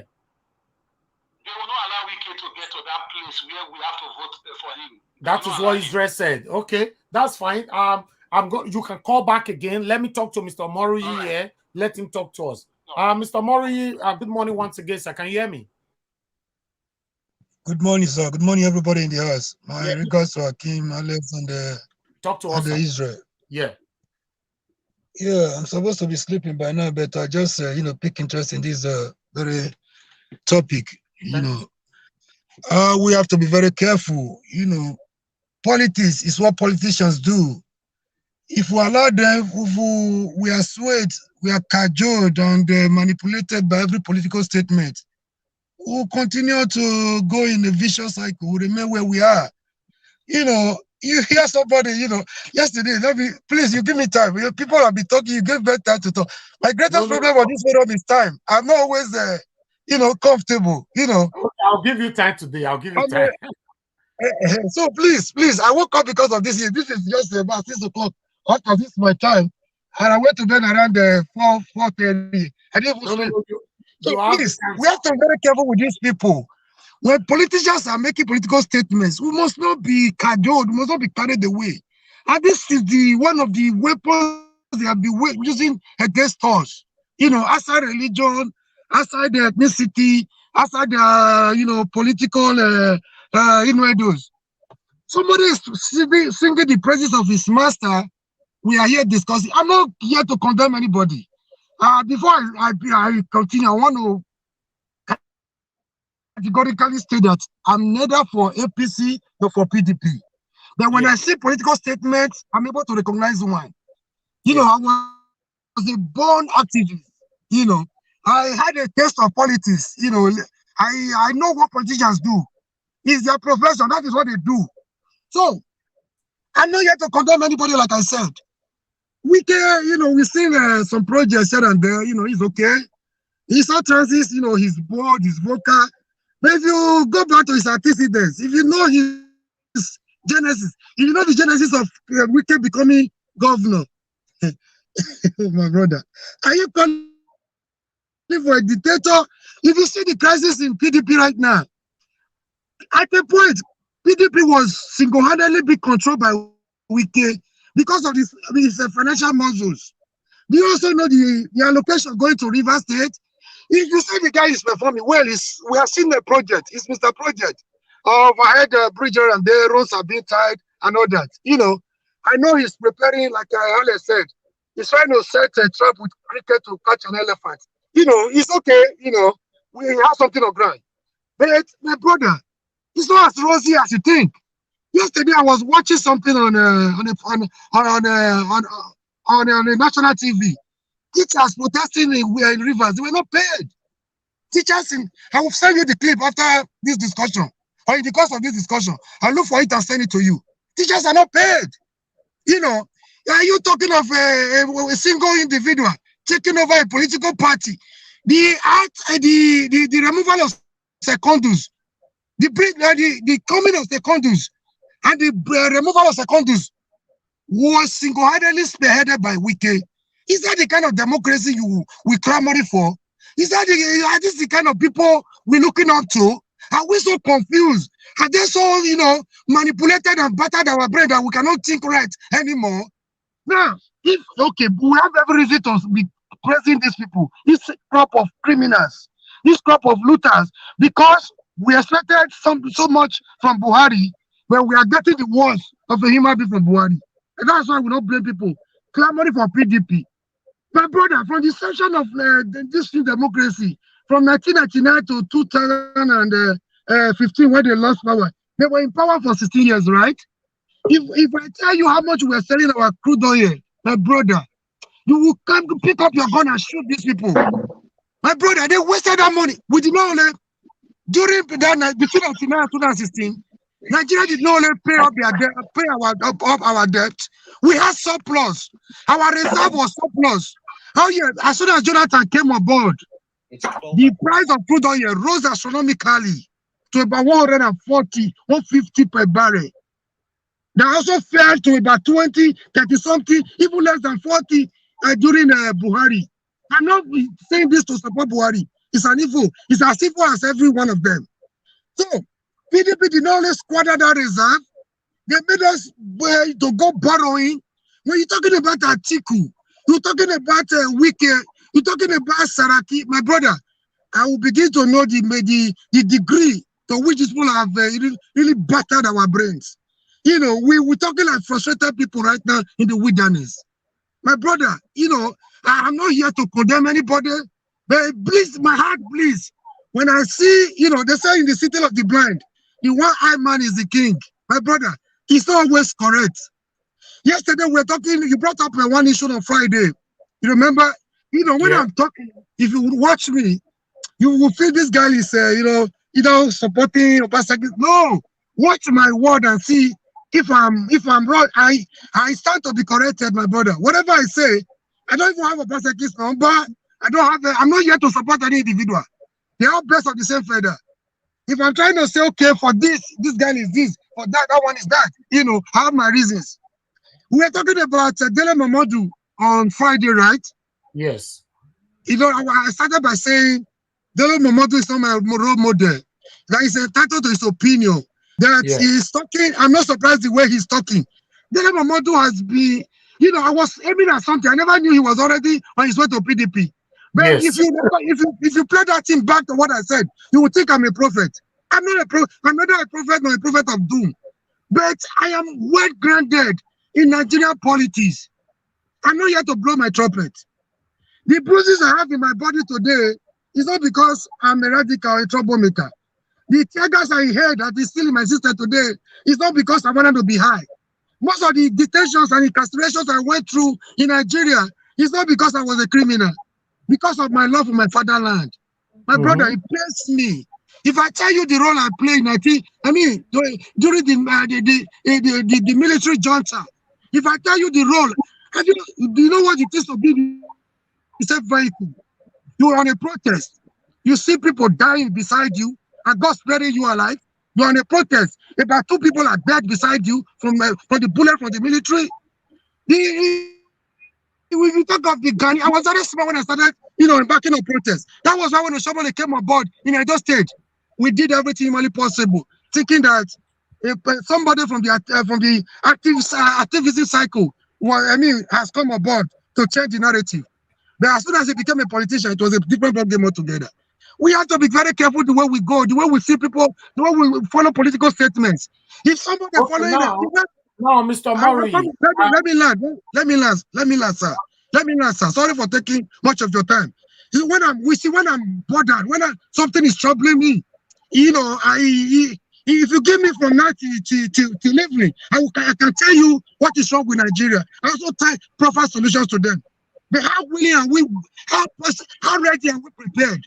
How ready? Somebody is coming here to say we want to do this. A revolution. How these are possibilities? They are very good. How prepared are we? You can't tell me you want a revolution where you cannot even within your street you cannot assemble people and talk to them. You don't want to be seen. Yeah, you don't want to be seen, my brother. You remember Martin Luther King? He knew he was. If you remember his last speech, he said, "I've been to the mountain top." He said, like every other human being, I want to live long. He said longevity is a virtue. But it doesn't matter to me now. I've been to the mountain top. You know what he was talking about? He was prophesying about his death. He knew the fight he was fighting wasn't an easy one. He knew he was going to be killed because before then, there were several attempts on his life. He had information that he would be assassinated. But did he back down? No. This is what activists do. This is what activists do. It's not you shouting. Shouting. Sorry I will use this opportunity to talk to Mr. Allen this morning. I don't want anything personal. I'm not here to attack your personality. Please, you will learn from what I'm going to say. I'm here to learn from every one of you in the house. The other day, the guy was, I salute his courage. I like his, sagacity. His sagacity. I like his approach to issues. I like his idea. But then you cannot be you speak like an activist. But I wonder if you have that activism in your blood. If you have activism, if you are a born activist, my brother, you can't say you want to say the truth, but you don't want to be seen, my brother. Activists are ready to die anytime, any day. You cannot be hiding behind camera and be saying an activist, we need revolution. If you're an activist, Mr. Alex, you are in Benin.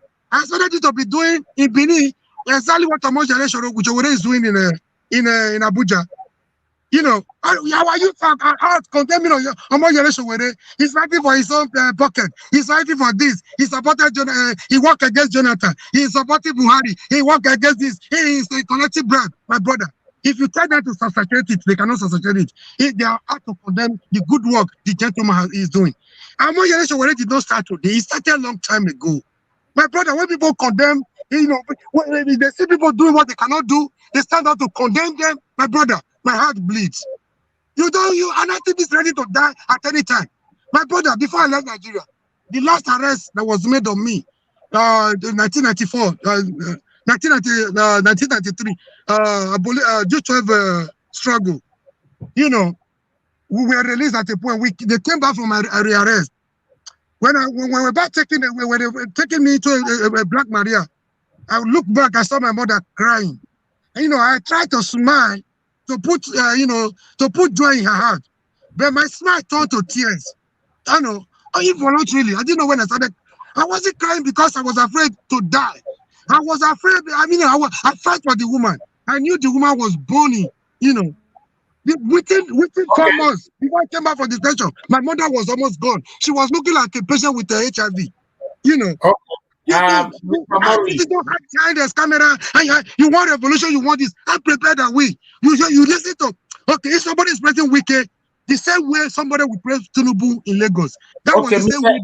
Mr. Murray, hold on. Let me ask you. What are we falling for them? Hold on, Mr. Murray. Now, I want to ask you the same questions I've asked other of my brothers since. Wike, Atiku, Saraki. Okay, let me add Tinubu to it. Now we don't have choice, but they want to force these people in us.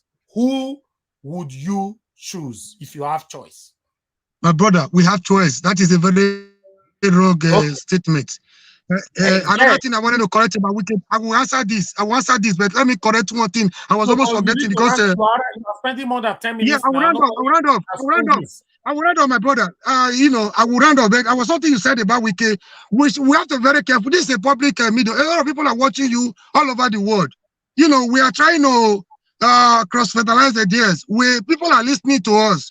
People want to learn from us. We are learning from people too. You know, you said something about Wike not going to Abuja. All those nonsense, all those garbage, we have political statements. Going to Abuja is not the issue. If you don't go to Abuja, how do you solve security issue? Let me tell you how government work in Nigeria. We have exclusive lists. We have concurrent lists. We have residual lists. Anything listed in the exclusive list is exclusively for the federal government. You can state has no authority to go there, even when you have capacity. You have no authority. You have no right to go there. On the concurrent list, anything listed there is shared by the federal government and the state government. On the residual list, you talk of the state and the local government. My brother, you somebody, a governor. If a governor is saying I'm not going to Abuja, he's only playing politics because he has no good relationship with Buhari. And Buhari is not even a human being either. You know, if you don't go to Abuja, what will be your choice amongst these four, sir? My brother, you know, it's like you telling me, you're putting me on a very hot seat, telling me to choose between the devil and the blue, the deep blue sea. Yes. These are criminals. These are PDP wanted to rule us for 60 years. My brother, but they are going to rule us. It's already obvious they will rule us in 2023. They are not going to. Don't conclude. But this is why we. So who then? We defeat ourselves. You tell us who. My brother, among see, this statement from you is a kind of defeatist. I call it self-defeatist statement. We are talking about people that are frustrated. Are we ready to change the statement? If you say we are not ready, so why are we talking? Why are we blaming them? If we are ready to accept any government, you tell us how do we do it? Because for me, I believe Nigerians are not ready. Nigerians are advocating for change, but it's obvious they are not ready yet. It's the truth. You sounds ready. Who are Nigerians? Who are Nigerians? All of us here. I know there is no Portuguese among us here. There is no British. I'm ready. You are ready. But are we the only people in Nigeria? If we look at it, we don't have option. If you say we don't have option, countries are not ready. My brother, if you say we don't have option, you know, we're talking about Dele Mamadou a few days ago. I made some statements. Today, if you go back to that video, you discover how this guy is a prophet. Today, Dele Mamadou is PDP. Are you aware? Are you aware? I know. Are you aware? Dele Mamadou is yes, he's with PDP already. Dele Mamadou has been. Sir, hold on. Mamadou has been. Mr. Moru, you hold on, please. You hold on. Now, you said we have choice. I want to ask you now, publicly, you tell us what is our choice. Apart from these people now already forcing themselves on us. Tell us, what is our choice in 2023? You say it now. Don't beat around, don't say it. I'm not beating around. I said you're not getting you're not picking what I'm saying. No, I got everything you are saying. Sir, listen. What I'm saying is not true. No. Everything you are saying, absolutely clear. And I support you. We don't, if you ask me, none of them, I don't want any of them to rule us. Now, you said we have choice. Tell us the avenue of our choice now. Okay. Give me some time to enumerate the choices we have. This should be a straightforward thing, sir. Straightforward thing. My brother, we should not even come out. You see, they say failure. Failure could be success. Only if we can learn from it. We cannot continue to do the same thing over and over again and expect a different result. You know, it's foolhardy. Okay, what's our choice? Wait, please, I'm coming. If you say we don't have choice, it means we are defeated people. We already at the mercy of the politicians. We cannot be saying we don't have choices. If you listen to me, amongst these four, sir, you just say it. Amongst these four people, they are devils. Fine. Who do you want? The four people are not the only people. What is the why are you restricting? Okay, our choice These are not even restricted to these people. My brother, I prefer somebody like Kingsley Moghalu, 100%. Me too. So but this noise maker, this Agbero, top politicians. Yes, me too. I support. It doesn't matter. Rome was not built in a day. This is the problem we continue to make. How do we even this is the problem we continue to make. From you now, you keep beating around, please. We don't have time. Now I support Kingsley Moghalu the same way. And many of us here will support Kingsley Moghalu. How do we go about it? My brother, I'm not campaigning for with Kingsley Moghalu. I just mentioned.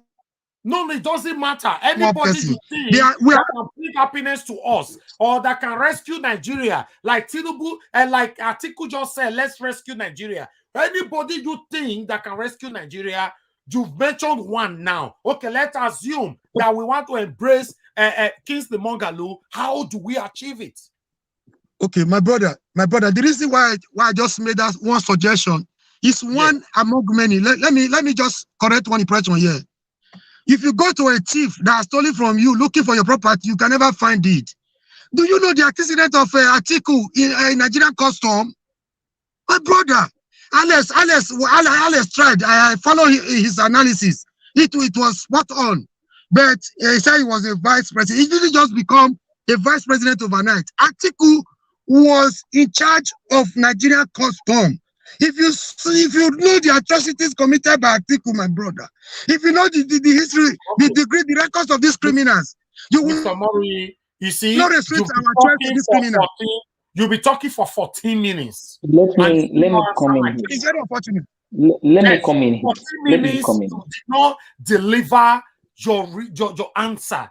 Now, before I just let you go, hold on, Israel. Sir, for the last time, how do we achieve our choice? Because you said we've got a choice. Yes, we're supposed to have a choice, but the suppression from our evil politicians, they are not allowing us to grab our choice. You tell us in 1 minute, how do we achieve these goals? Okay. Part of what we are doing right now, this little thing that seems little to you are doing right now, it may surprise you that you are reaching millions of people. Yeah, a few days ago, we're discussing about Nigeria was somewhere on the forum. You are being biased or not being biased. You know, a lot of people are listening to you more than you think. You are doing a good job right now. As you are restricting me to 4 criminals, I expected you to make it happen. How do I restrict you? No, by the 4 people like Atiku, Saraki, Tinubu. 15 minutes. Okay. Let me come in here, Mr. I said the meeting I'm talking. I'm not asking you. This meeting what you are doing now, you are doing a great job. But we should not use it to support them. But what I'm trying to say, Mr. Marui, what I'm trying to let you know now, you are also doing a great job. But how many Nigerians have the same mindset that you have, that you are portraying right now? You continue to conscientize them. You continue to enlighten them. You continue to reorientate their mindset. And Rome was not built in a day. This is the what we get every day is attack. We get attacked every day. They make us poor. That we continue to break for the whole table. Sir. Can I come in here? Okay, come in. Mr. Go ahead. You know, I understand Mr. Mori's plight. Yeah. You know, when somebody has a pain, I understand. But what we are trying to say here is these people has taken our right. You were crying. You left the country because of the injustice. That's the thing. But one thing we are trying to figure out here, like you said, education matters, enlightenment matters. That is what we are doing right now. But my question is to Mr. Mori. You have always been an advocacy for youth governance to change the system. Of course. Okay. Now, what are the mechanisms do you think is going to be on ground? This is what I'll be asking. Let him just tell us. In case I give you another slot, sir. The mechanism. I want you to come this time. Tell us, how do we achieve this? Not Tinubu killed. Tinubu is bad. The other one, I know. All of us already know who they are. We don't want to hear what they have previously done anymore. We know all of them are evil. Fine. How do we move on from this tight circle? How? We have Mr. Mori. Mr. Mori. Mr. Mori, sorry. Mr. Mori, let me just tell you one thing. We have been, I have been here advocating for youth development. Nobody has ever, I've always told them education, enlightenment matters a lot. I know how many of you are a stakeholder. You also have stakeholders living in the States, living in England, and different all walks of life. They are all listening to you. While we are yelling, doing this, it will not help. It takes courage for us to sit down and analyzing it. That is why I wanted you to say, what are the mechanisms do you think as an activist? You asked me the question already. For them. You are repeating the question. I got you. Okay, please, 2 minutes only so that we can move on. All we need now is how do we do this? Finish. Yeah, first of all, Mr. Elvis, I have to apologize to you for that, my hard boss. I was just boiling, listening to, the restriction to 4 criminals was not okay by me at all. We don't need them. Even if they come there, we know that when, you remember in the Bible, somebody took water, he took water and washed off his hand. My hand will not be in the blood. The blood of this man will not be on my head. You're not party to the killing of Jesus Christ. He washed his hands off. Number one, I just told you, this one we are doing right now, we need mobilization. Let me tell you, when Obama came here, Obama was not a billionaire. Obama was not even a millionaire. People started, conscientization, enlightenment, public awareness. Let our people know that they are more than the crumbs the politicians are giving to us. There's so much impoverizers. There's so much oppressors. They want to make everybody hungry so that we will not have choice anymore. I don't want us to be part of that. No. It means there's no hope. We're talking like hopeless people, like a conquered people. We're not conquered.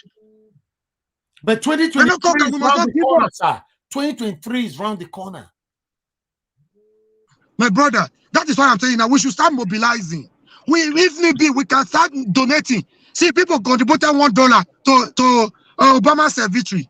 Some people contributed 1,000. Some people contributed $5. I asked you before, sir. How many people do you think that have the same mindset, this kind of positivism mindset that you have right now? How many people do you think that are listening to me right now, listening to us right now?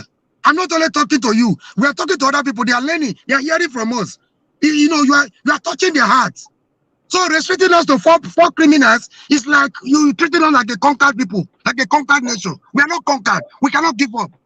Okay, I support that. Okay, that's fine. I'll come back to you again, Mr. Murray. Let's talk to somebody on the phone.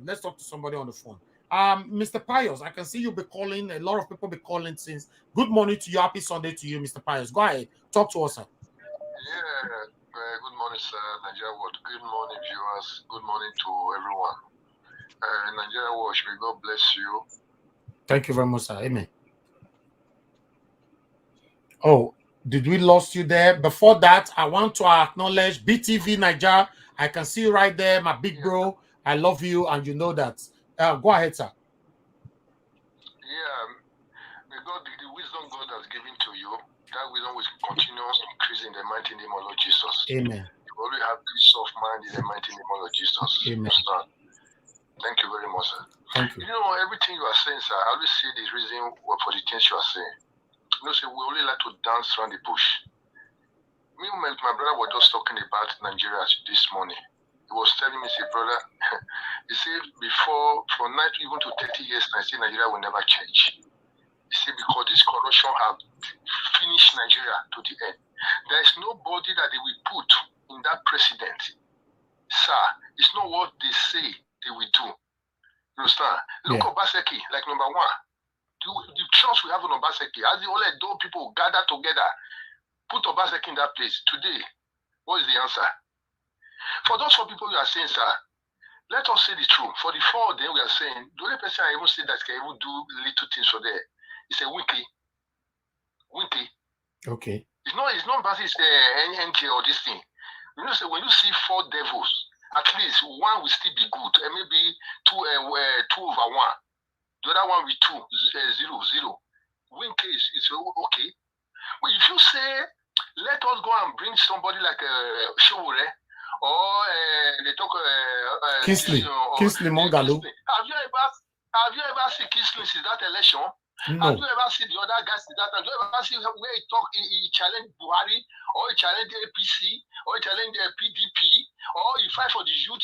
The only person that have been talking since that election is Sowore. Are you there, sir? Mr. Pius?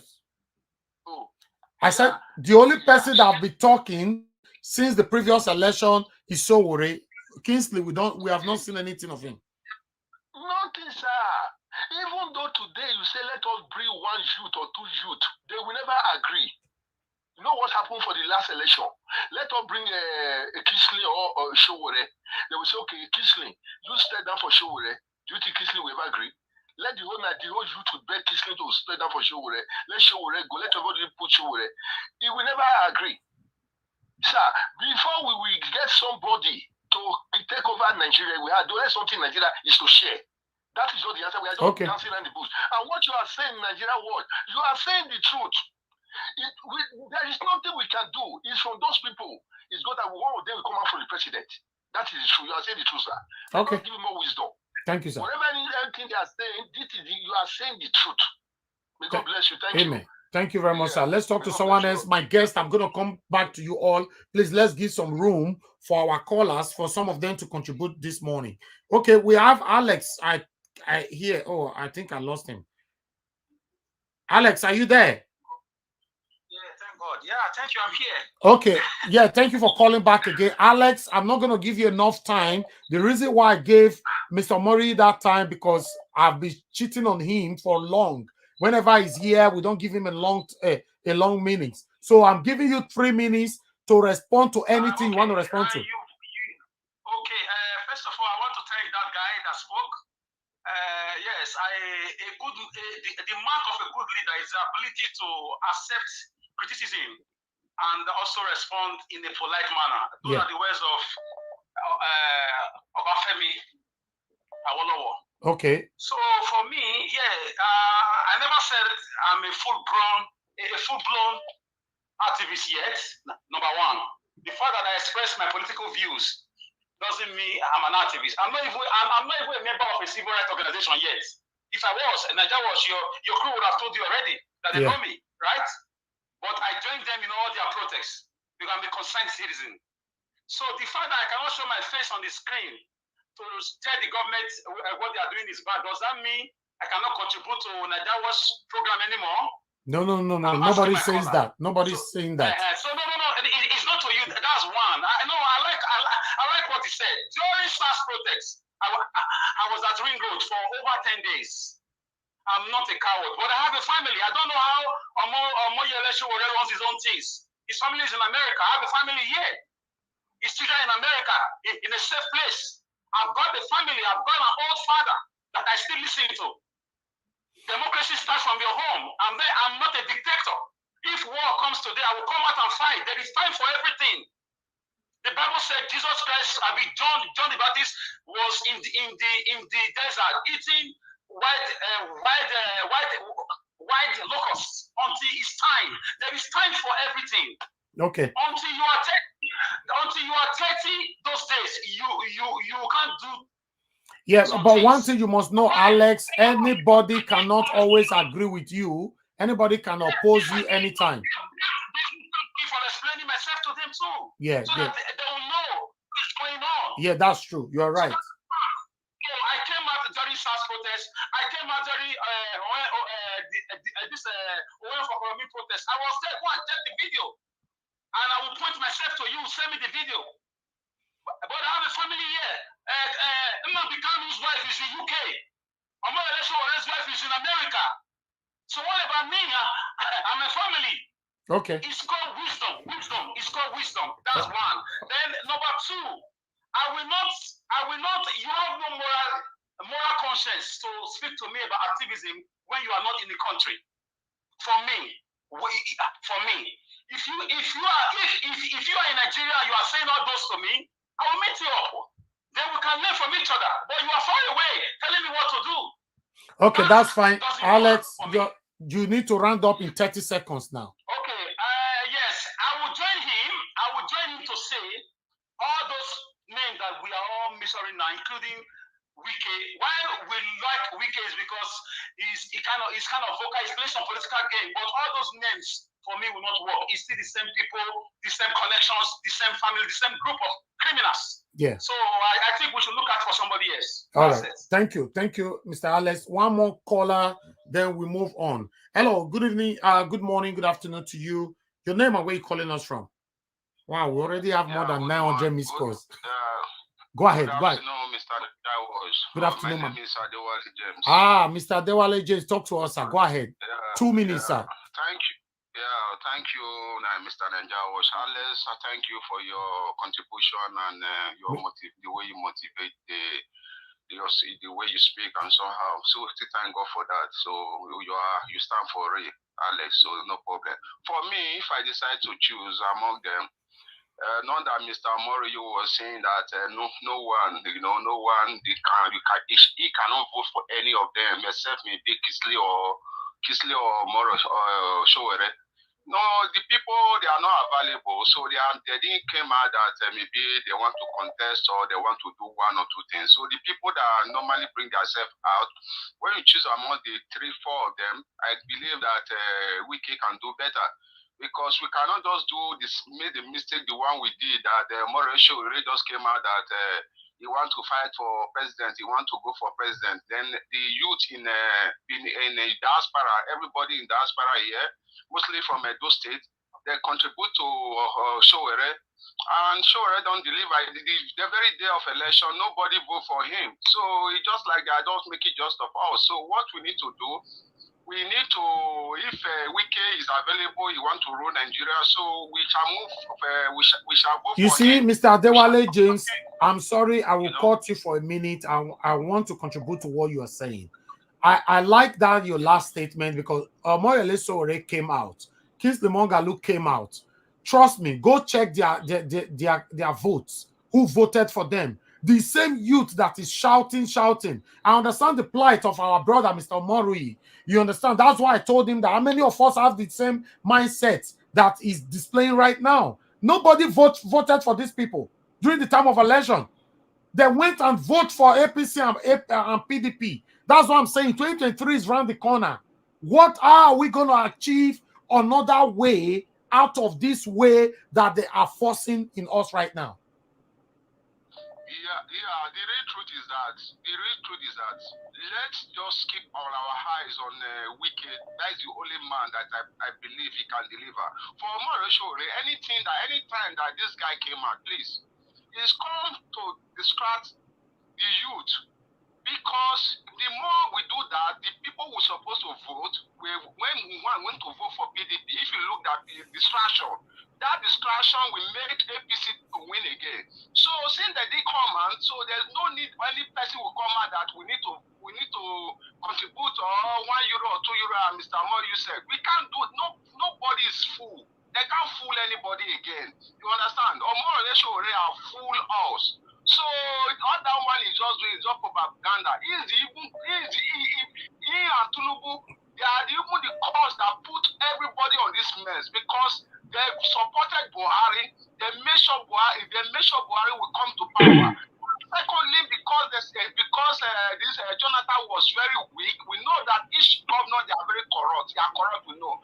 Because this Omoro Showe was still fighting for his own stomach infrastructure because Buhari did not answer him. That is why you now come back again. My brother, I know them quite all right.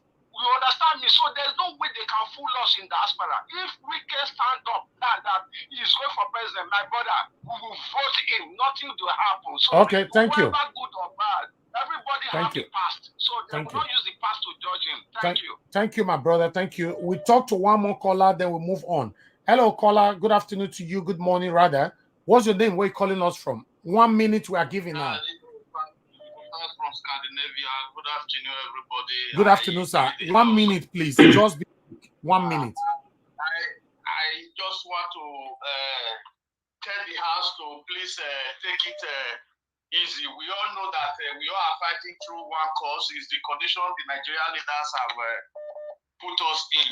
Yeah. So one thing I want to bring out here Have you talked about this zoning?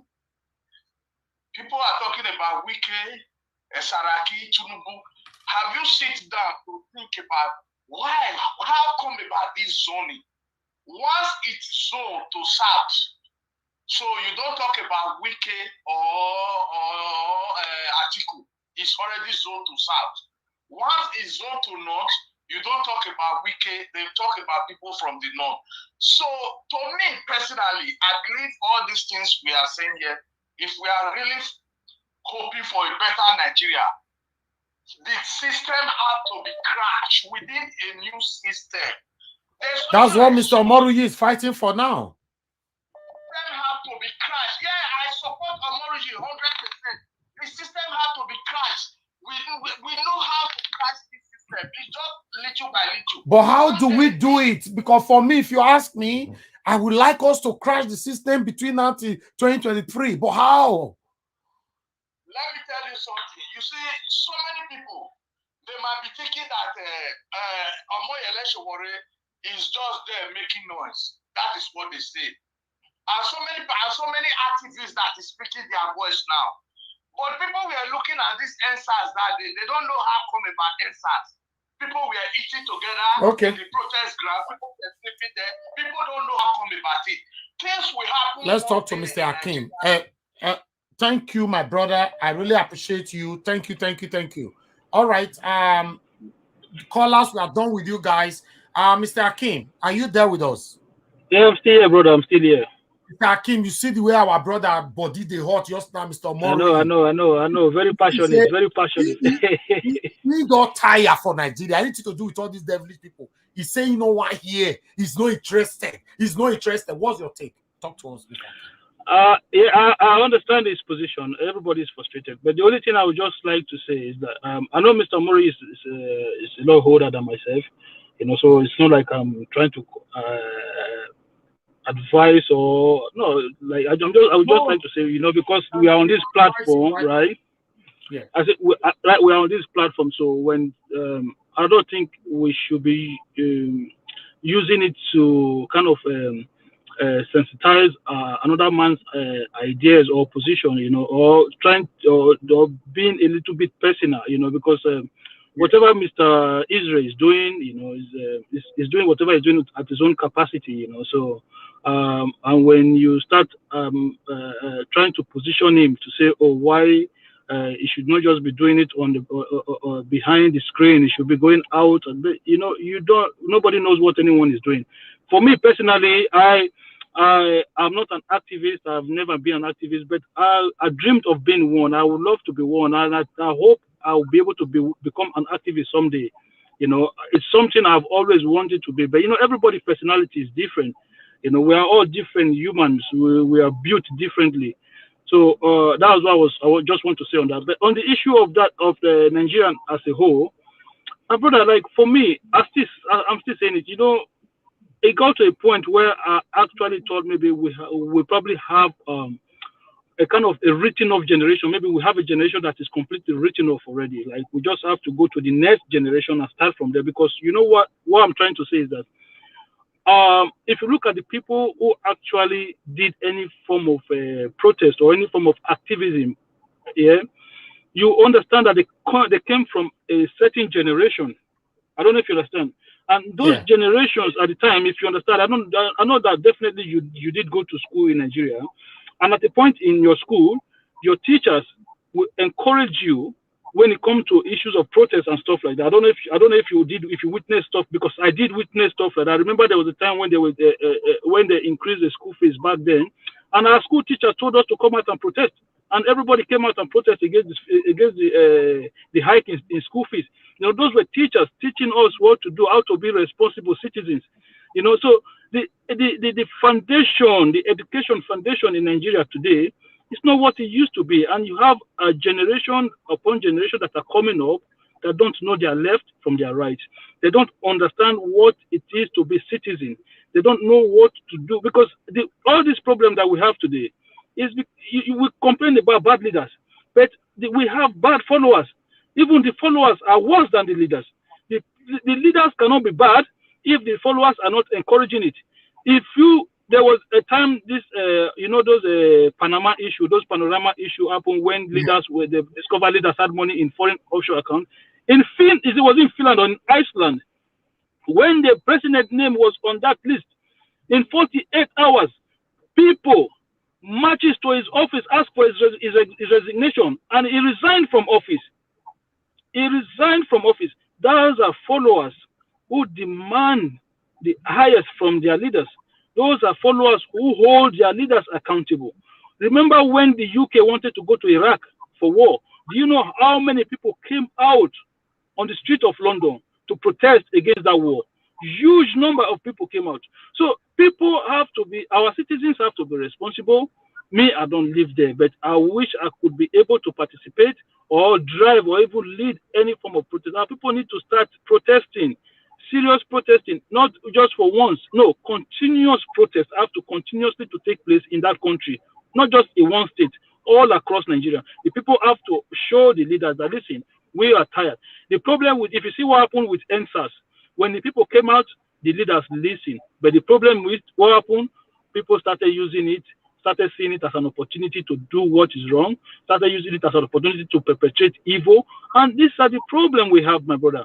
If you come out with a genuine intention to do what is right, trust me, there are 1,000 people behind you who just want to take advantage of what you are doing. And how do you break such barrier? How do you overcome such challenges? How do you overcome such obstacles? It's difficult. It's not easy. But I wouldn't want to discourage our people. I just want us to have hope and faith and just let everybody begin to think this way. You understand? Okay. Think for change and let everybody just think, you know what, let us try to do what is right for this country. Let everybody contribute their own quota and try to move the country forward as one. You know, that is my own take on it. Thank you, Akim. Let's hear from Israel before we come back to Mr. Mori. Mr. Israel, my brother, talk to us. You see the response from our brother, Mr. Mori. He's very passionate. In fact, if Mr. Mori have the opportunity today, he wants Nigeria to change today. What's your take on this? Thank you, everybody. I listened to Mr. Mori and also listened to Akim. Well, we are all centered about change. They all spoke well. Mr. Mori was very passionate because of he has pains. He has aspiration for our people, but they cannot hear his mind. That is his passion for that. But I want to tell everybody, it has been on this platform right from day one. I have always said the system is wrong. That is number one.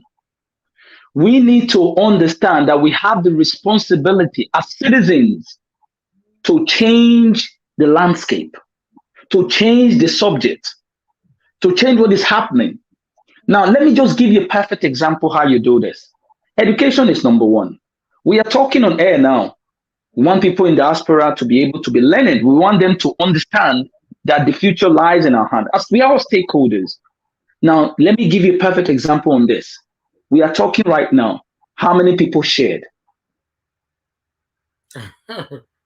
Yeah. Did you understand? So these are the things. People would think that you sharing is going to benefit you alone, but they don't also know that the sharing of this video, it can also benefit them because the change starts like this. That is one of the things Mr. Mori also said. He said whatever we are saying, others are listening. And the others are listening. way more people can listen to us is by sharing. But some people don't want to share because they have hate. Maybe because of one person. That's it. Yes, one thing. Are we ready? The bottom line of this is that, are we ready for the change that we are clamoring for? The thing is, whenever anything comes on air, I first of all share to my friends in Nigeria. Do you know why I'm doing that? Because that is the point we are referring to. They need to understand what we are standing for so that it can be changing their mindset. Anybody that is doing Yahoo, by the time he focus on this, that data that is wasting on things like that, he can use it to educate himself and say, in a year we see the, hey, we need to change our mindset. These are the provisions in place we need to make because these people you are talking about, and if you are not talking like this, they are not going to listen. Education is key. Enlightenment is number two. And also we in diaspora How prepared are we? Some of us are here. Some of us are here to just listen. We could listen to them. We'll do the other thing. I keep on saying, these platforms, you want change, everybody change. This one will come. They are using it to destabilize each other. Even the political leaders are using it to hunt one or two persons because they want to make sure that this person is singing their own praise, and they'll say, go, go, go, go. Be doing it for us. Be doing this thing. We will make sure. Why? Because everything is centered around money. And I also think when the NSAS protest started, it was for a change. But some group of people were hijacking it. Most of them were the people calling themselves activists. Comrade, you see that from that NSAS protest, comrade becomes like as if it's a pure water. Everybody wants to see themselves as comrade because they were hijacking the movement, because the government now gave it to the people to kind of sit down and talk to them, the youth. Some of these gullible youth were using it to make sure that the government create a panel so that they can make money. Okay. All right. And today they are still doing it. So the overall, everything is centered about why we speak. Let us gather these people that are enlightened to be able to speak on the youth. Frequent meetings can change everything. Thanks.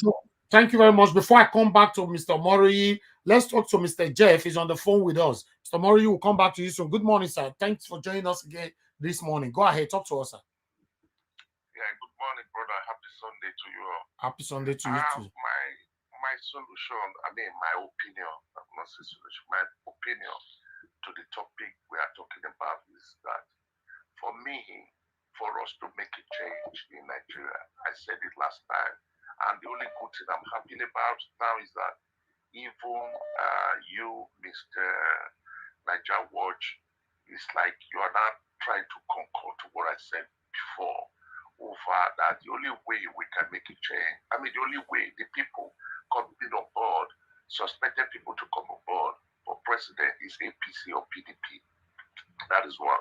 But I will say that the issue now, the solution, my opinion is that I've said it over and over. Let us try, if we want to make a change, we need to come together. Coming together, we have to do, but we need a leader. If we have a leader, then we cannot be able to come together. And not only having a leader, we have to talk to other smaller political parties, others. That is the way change comes. You see, when APC took PDP out of government, they came together with other smaller political parties and they built a mountain and they were able to take PDP out. If you take a case study to Gambia president, the present one, the guy from London, how did he come aboard? He came from London and he went into the system. Then he was able to talk to other political parties who are on ground. They all supported him to fight against the other dictator. So that is the only way change can come. Thank you. Sorry, Nagawa, don't let him go. Don't let him go. Don't let him go. Let him finish his statement. I have something to ask him. Okay. Yeah, okay, good. Let's in Nigeria system for now. And if we want to make that change, and the way I see in Nigeria people, all of us speaking, all the speakers, we just believe on short term. Nobody talking about long term process. How do you think you can change the system that is already built already now? It has already been built for decades. You just want to come up now. 2023, just like a few years now, you are talking about change. It's not going to be possible. Let us not deceive ourselves. It's not going to be possible. But the only way the change can come is when we start fighting, making plans. You know, we travel around the country. You have a friend in the north, you have a friend in the south, in the east. You reside in those states, sir, right? Yes. Okay. I do. Okay. All right. Hold on, Let sir. me just ask him a question. Let me ask him a question. Thank you very much, sir. I can think you listen to us. I want to quickly tell you that what you refer to in Gambia, that is Yaya Jammeh against Adama Barrow. Yeah. I will tell you categorically that we live here and we know how the movement started. Okay? Adama Barrow was a security man here. Listen, I'm going to tell you how this is the way they will cajole you. This is what happened in Ghana. This is what happened in Gambia. Adama Barrow saw what is happening with the Yaya Jammeh government. how autocratic they are. And he said, I will listen, sir. You were using this thing. You are talking to people that are also experienced. He told his Gambians that were in diaspora, we need to get together and fight these people that are trying to destabilize our country. And they said they were having frequent meetings. I was part of those people. Some of my friends were part of those meetings that they were attending, and they used the youth. They educated the youth more and more, and said we must remove Yahya Jammeh, and we will not be part of his government. We will not join his political party, and that is what you are pushing us to do. They connived with small parties and formed a formidable force to remove Yahya Jammeh, and they succeeded. And when they succeeded, guess what is happening now? It is the same Adama Barrow who is trying to dance back and bring back Yahya Jammeh. And they've told him now, Yahya Barrow, you are to ready and move. If you don't move, we are coming for you. So listen, my people, listen very carefully. This is the way they propel you to change your plans again. Stand in what you believe in and believe that a change will come. It can take some 2 years, but you need to start planning now. You need to start thinking. Don't let people cajole you with saying this one. You should have been very specific on saying that this thing has to be done like this. You just said sometimes we should merge with other parties. Why can't you now say you rally around me and let's merge with others? Thank you, Israel. Okay, Mr. Jeff, please round up. Okay, thank you. Yes, what Israel said, yeah, I understand. I was acquitted about how the guy came. That's the same thing I'm trying to say that we can do in Nigeria, but we need time for it. We need time. Then, in the other point, I want to say, like, there was one caller who spoke that, yeah, there's a zoning system in Nigeria. Yes, Wike cannot be president for now because it's zoned to the north, and while APC is zoned to the south. So, but if you look at the system, I believe by February this year, a lot of people will come out from the same party that want to be president. And then if they get a ticket, okay. If they don't, okay. But the good thing, the point I want to make clear to Nigerians, what we must know, and so that we can hold, it's not like what Mr. Borige was saying, that these 4 people are these and that. But these are the people for down, because Nigerians must know the person, where the president is going to come from, is either PDP or APC, whether you like it or you don't like it, but that is what is going to happen. So then we then have to know, as far as you have to first of all know your problem. Okay, this thing is going to happen this way. Then we have to think about solution, how to counter this whole thing. And that is why I also suggested last time, I said, if we want to be great, like Edo State, let's start from how we believe status quo. Let's start with Edo State. Let's try to have a political party. Let's talk to other smaller political parties in Edo State so that we can have a change out of PDP and APC. If we succeed in Edo State, then we can move to the neighboring states. Then we try to convince them. Then from there we are going. That's the way I see okay. the way Thank I you, see sir. that country going. We'll get back to you, sir. Thank you, sir. God bless you. All right, thank you very much. Yes, sir. Mr. Mori, I want you to respond to everything everyone I've been talking about since. Are you there, Mr. Mori? Can you hear me? Yeah, thank you, sir. Yeah, I can hear you very well. Okay, yeah, a lot of things have been said. I want to quickly respond to each and every one, the little ones I can remember. Please, I want to apologize for my outbursts. When I'm talking, when I'm angry, I could be very loud. I started by telling Mr. Alex that I like his kind of person. I salute his courage. I like his ideas. He's vibrant. The only thing, maybe the way I presented it, maybe I was shouting, because I was boiling while others were making their own, contribution. I'm not angry against anybody, even you, Mr. Najawa, Mr. Elvis,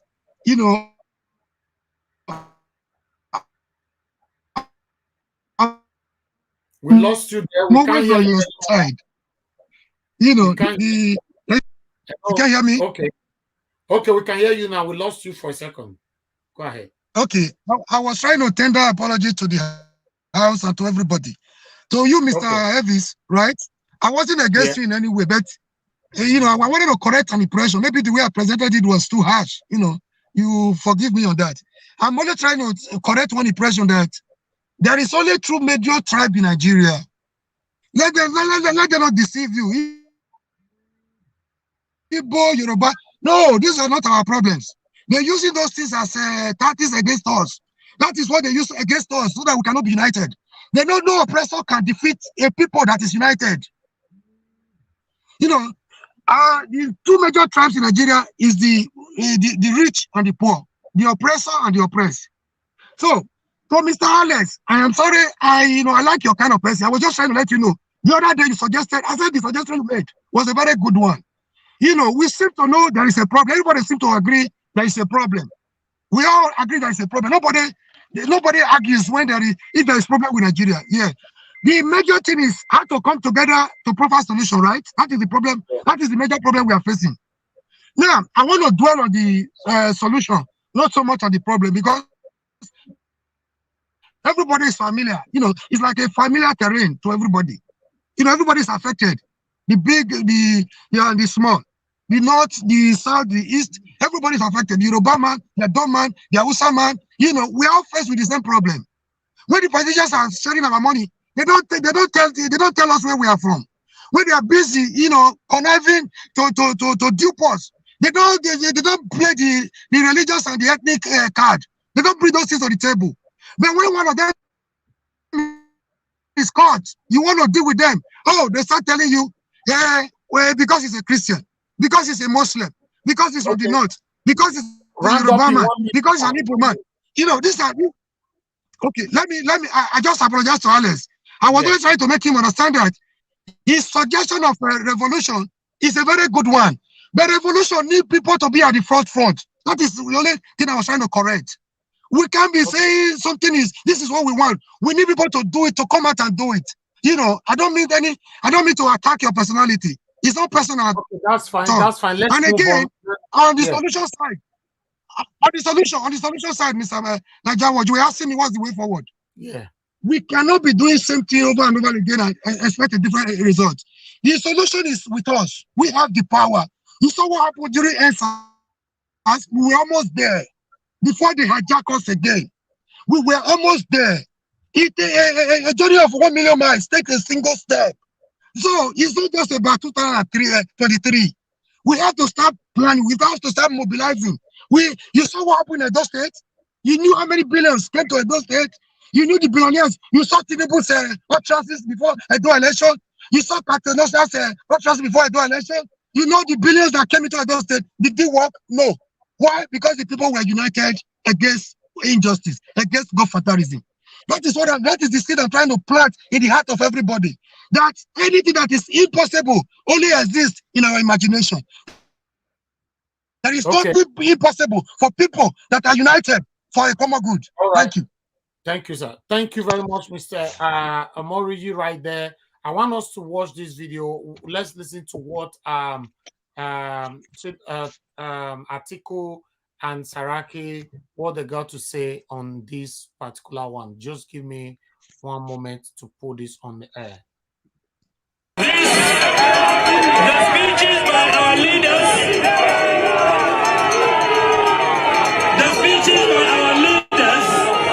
For an event like this, a year ago, a lot of people were very pessimistic on whether PDP could hold a successful convention where every part of the PDP family will be together with minimal crisis coming from the states and be able to hold a convention like this. And I said when we started the exercise of reconciling and reconciliation of all our different chapters that will bring our members together, we will appreciate the importance of where we're in the country, the responsibility we have that all personal ambition must take a back seat to the ambition of the country that we have today, which is to rescue Nigeria. And that is why I want to commend and thank not just the leaders, the governors, the followers who have come together and shown that PDP, when necessary, can bring everybody together.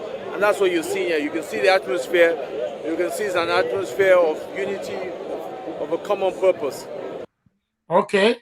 The atmosphere of unity of a common purpose. That was from Saraki. But let's listen to Atiku as well.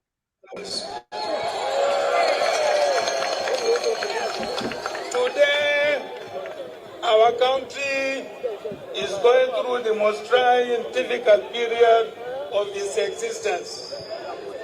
I can tell you, I am 70 years plus, but I have never seen this country in such a very bad shape, so disunited, so much unemployment, so much insecurity in its history. All right. That was the statement from Atiku and the statement from Saraki. Now, what Atiku just said, does it mean that Atiku can change the narrative? I want to go back to Mr. Moriyi again. I'm sorry. I want Mr. Moriyi 2 minutes this time. We don't do more than 2 minutes anymore because of time. We are already here for 2 hours something. So, Mr. Moriyi, are you there with me? I'm very much available, sir. Respond to the speech of Atiku and Saraki in 2 minutes, sir. Okay, I will use 1 minute for Atiku, 1 minute for Saraki. I will try as much as possible, but even 10 hours is not enough to define these individuals, these criminals. Yes. So, for Atiku, my brother, a lot of people didn't know Atiku before he became the vice. Atiku was just a school site holder at what they call I don't know what they call their Amajeri school or whatever.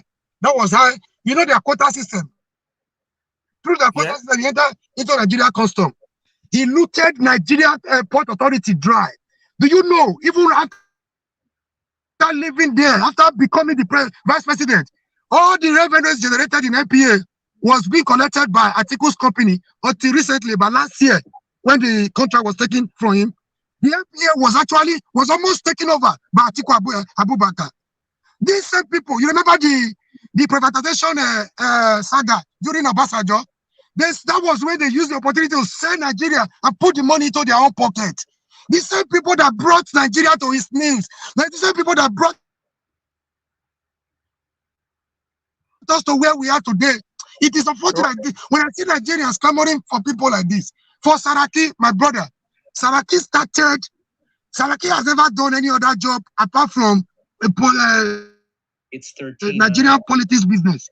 His father was the landlord of the whole Kwara. His father was richer than Kwara itself as it was freaking. We know what the Amajeris do in the north. They will come up with place in their hands every morning to come and take tea and bread, to come and take fura denunu every day. This guy started with his father. From there, he entered the Society General Bank. They killed that bank. They looted that bank. That bank went underground. The Saraki you are looking at. So through his father's connection, he became two-time governor of Kwara State. What does he have to show for it? Before becoming the Senate president, everybody saw the game he played when the Maradona game he played to become the Senate president. What do we have to show for it? Thank you, Mr. Murray. To say that these are the messages we have. You know, he praised me to my bone.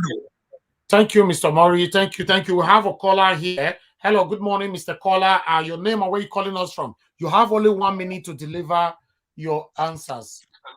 Hello, your contributions. Go ahead. Hello. I've seen the two people talking since. We know that these people are all politicians. Like the ones that the one that you are saying, the Nigeria is more deteriorated at this point. The only thing we want, we know these people are recycled politicians, are the same people, but at least one is more better than the other. Because we know, okay, from the youth we are talking about now, we had just one youth in Lagos State, and today it's a mess. It's better the PDP come on board and we see gradual process. Rome was not built in a day. At least let there be something to be done at that point. Thank you, sir. If one will just come here and start, you say revolution, this one is not good, that one. Oh, it's okay. Come from the Europe or the America you are now and come and bring. You said you are in Europe. You are talking from the behind the scene. Come and solve. Thank you, my brother. Thank you. Your 1 minute is up. Thank you. Let's talk to someone else. Hello. Good morning to you. Please be quick. 1 minute. Go ahead. Your name and where you calling us from? Hello, good morning, Nigeria Watch. Happy Sunday. Thank you, sir. Go ahead. 1 minute. 1 minute. I just want to make a quick contribution to your topic you have been go ahead, sir. About presidency. Yeah. Nigeria, one thing I need to let you understand is also, including your panel also, is that these people are politicians. Election is coming. That is what they do every 4 years. They come and make all sorts of political statements and talk here and there, and try to deceive people or say what not, and then people would think that they are we have seen all these things before. You understand? Nigeria, if you permit me a little bit, my problem with Nigeria is that we have a problem with corruption in our system. Yeah. Even from the politicians, even outside politics. If you go, even our institutions, okay, go to Nigerian police, for example. Nigerian police is the most corrupted police force, one of the most corrupted police force in the world. So all these things, our institutions are bad, our system is broken. Everybody is fighting for their pocket, whether you are in government or you're outside government. You understand? So my problem with is that we have to go back to basics, 30 seconds, sir. You round up. 30 seconds. Yeah. Let me just say this thing. The thing is that we don't, even with Nigerian government, we don't have a framework. You understand? Anybody that comes in will do his own and go. But if you look at advanced countries like America and Britain, there's already a framework in place.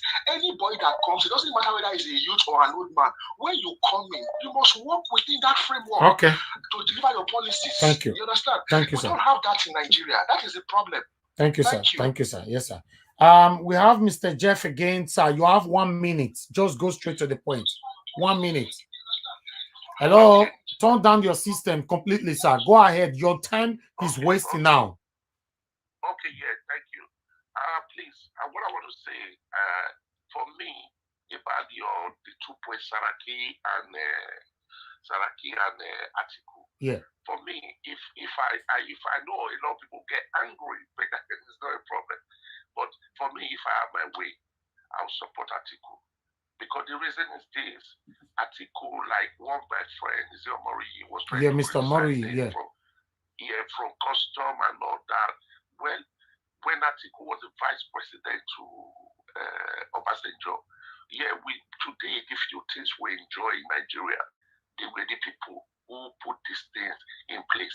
The few things we are just enjoying. So we cannot say because it was a custom, what we don't even have facts to. Because if really all this, he looted and all that, we have the FCC to take over all these things.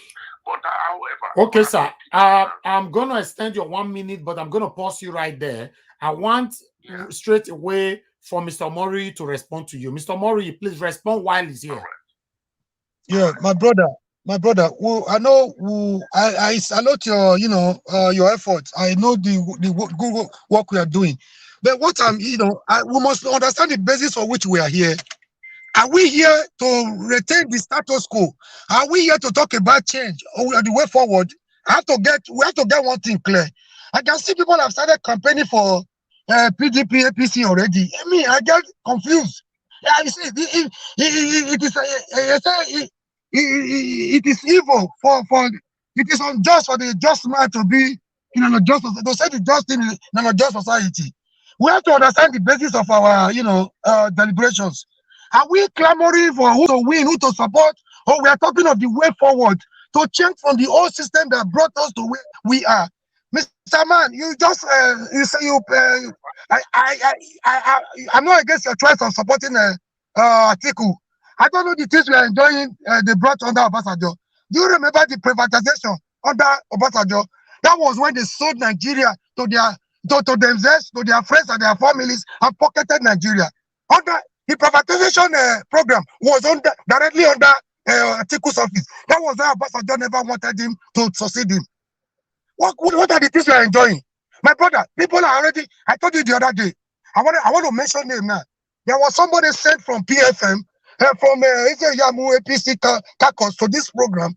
They have started campaigning for 2024, 2023. I'm not comfortable with this. It is continuing like this. I will just stay aside and be watching.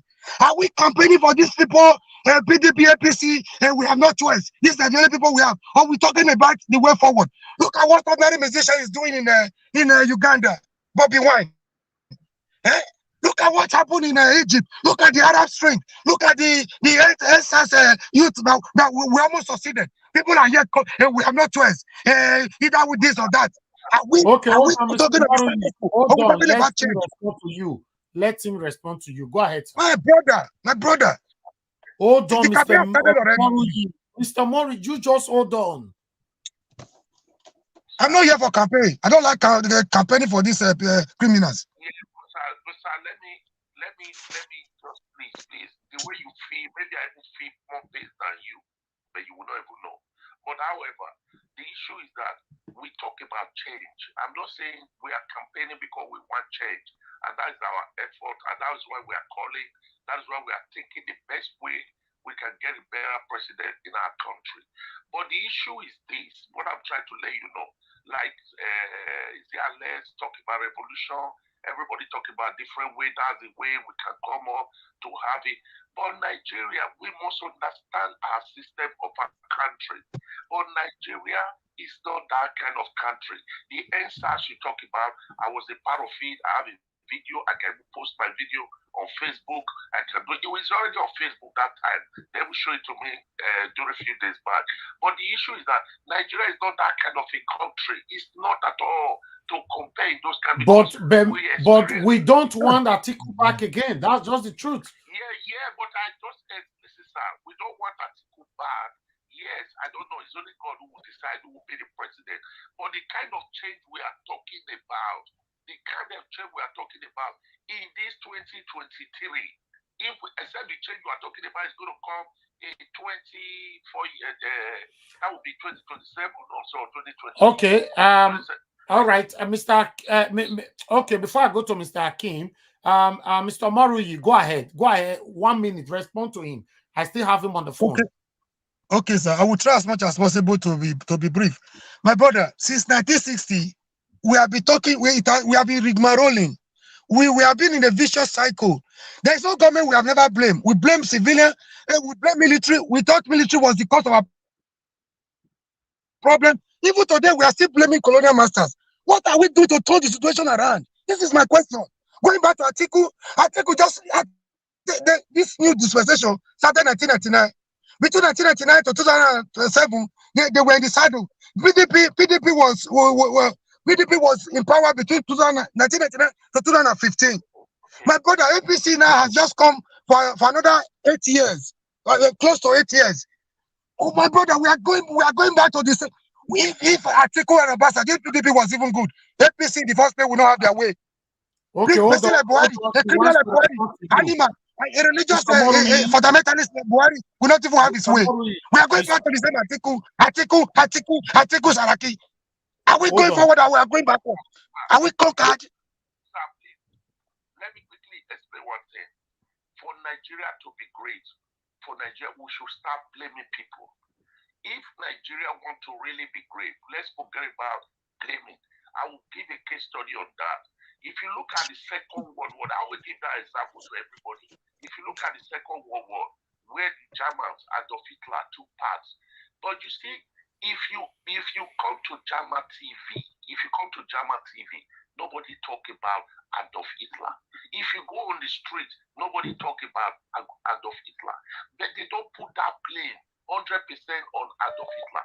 But what the Germans did, after that Second World War, they sat down and said, oh, we cannot give power to one person anymore. They redrafted their constitution. The Germans redrafted their constitution and said, because now their chancellor, before he can go to war, he need to seek permission from all part of government. Okay, hold on, Mr. Jeff. Hold on. Can I come to George, Mr. Jeff? Hold on. We have another caller. I will come back to you all, please. Do you want to contribute, caller? Yeah, good afternoon. I want to contribute. Yeah, good afternoon. You are calling from where, sir? I'm calling from Nigeria. From Nigeria. Go ahead. Talk to us. Yeah. I want to make one or two comments concerning what is on ground. You know, the fact remains. The fact remains. None of all these people. This one are not good. This one is not good. This one is not good. Which one is not good? But what I so much believe on this issue, they say if you want to eat with the devil, you better hold a long spoon. The only way we can subdue all this old cabal is for us to dance close to them, and at the end of the day, use our hands as a youth to rub their heads so that we can get what we want from them. If we said we want to form our own political party today, it's the same youth that is going to pass down and go and collect money from the other side. The thing will collapse. One thing I so much appreciate about this PDP convention that they just did of recent is just because of that young man that was giving a youth leader. You understand? It shows that these old cabals them are beginning to realize that the youth are really the leaders of tomorrow. So that's going to make sure we use our hand to rally around that young man to make sure that young man deliver at the end of the day so that he can migrate from there to another level. The deputy youth leader came from Edo State. Yes, the deputy youth leader came from Edo State. If you look at the youth leader age and the deputy youth leader, you will see that there is difference. It's a big difference. The deputy youth leader is more senior than the youth leader. So all these are issues that we need to be working towards. If they're not because of pareria and chop soup, sometimes they're because of pareria, because of soup, chop pareria. This is what I'm really saying. But all these people that are throwing stone from diaspora to Nigeria, you cannot do it. You cannot work it out there. You come and spend 1 year. Come and spend 1 year. Spend 6 months. Let's start strategizing. Talking from diaspora is not going to change anything as far as this Nigeria politics is concerned. Okay. So these are what I really want all these people to really look into. Atiku has been on power for so many years. And at the end of the day, the devil you know is more better than the angel you don't know. I wish we know that Nigeria will be worst like this. We could have not even allowed good luck to go. We are thinking that this government, Buhari, is the savior is going to be a savior of our country. That is the reason why we are where we are today. So these are some of the things that really need Thank you. For my viewers right there, the deputy PDP youth leader, his name is Timothy Osadolon. Just wanted you guys to know that. Thank you very much, my contributor right there. Sir, I want Mr.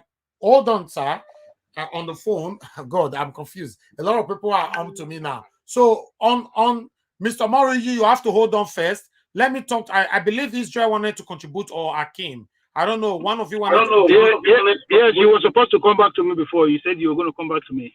Okay, Mr. Akim. Okay, talk to me. Okay, talk to me.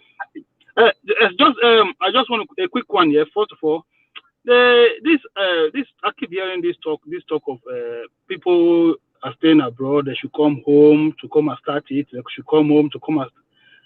Everybody will participate in a movement in a different way. Everybody will not come and be foot on the ground.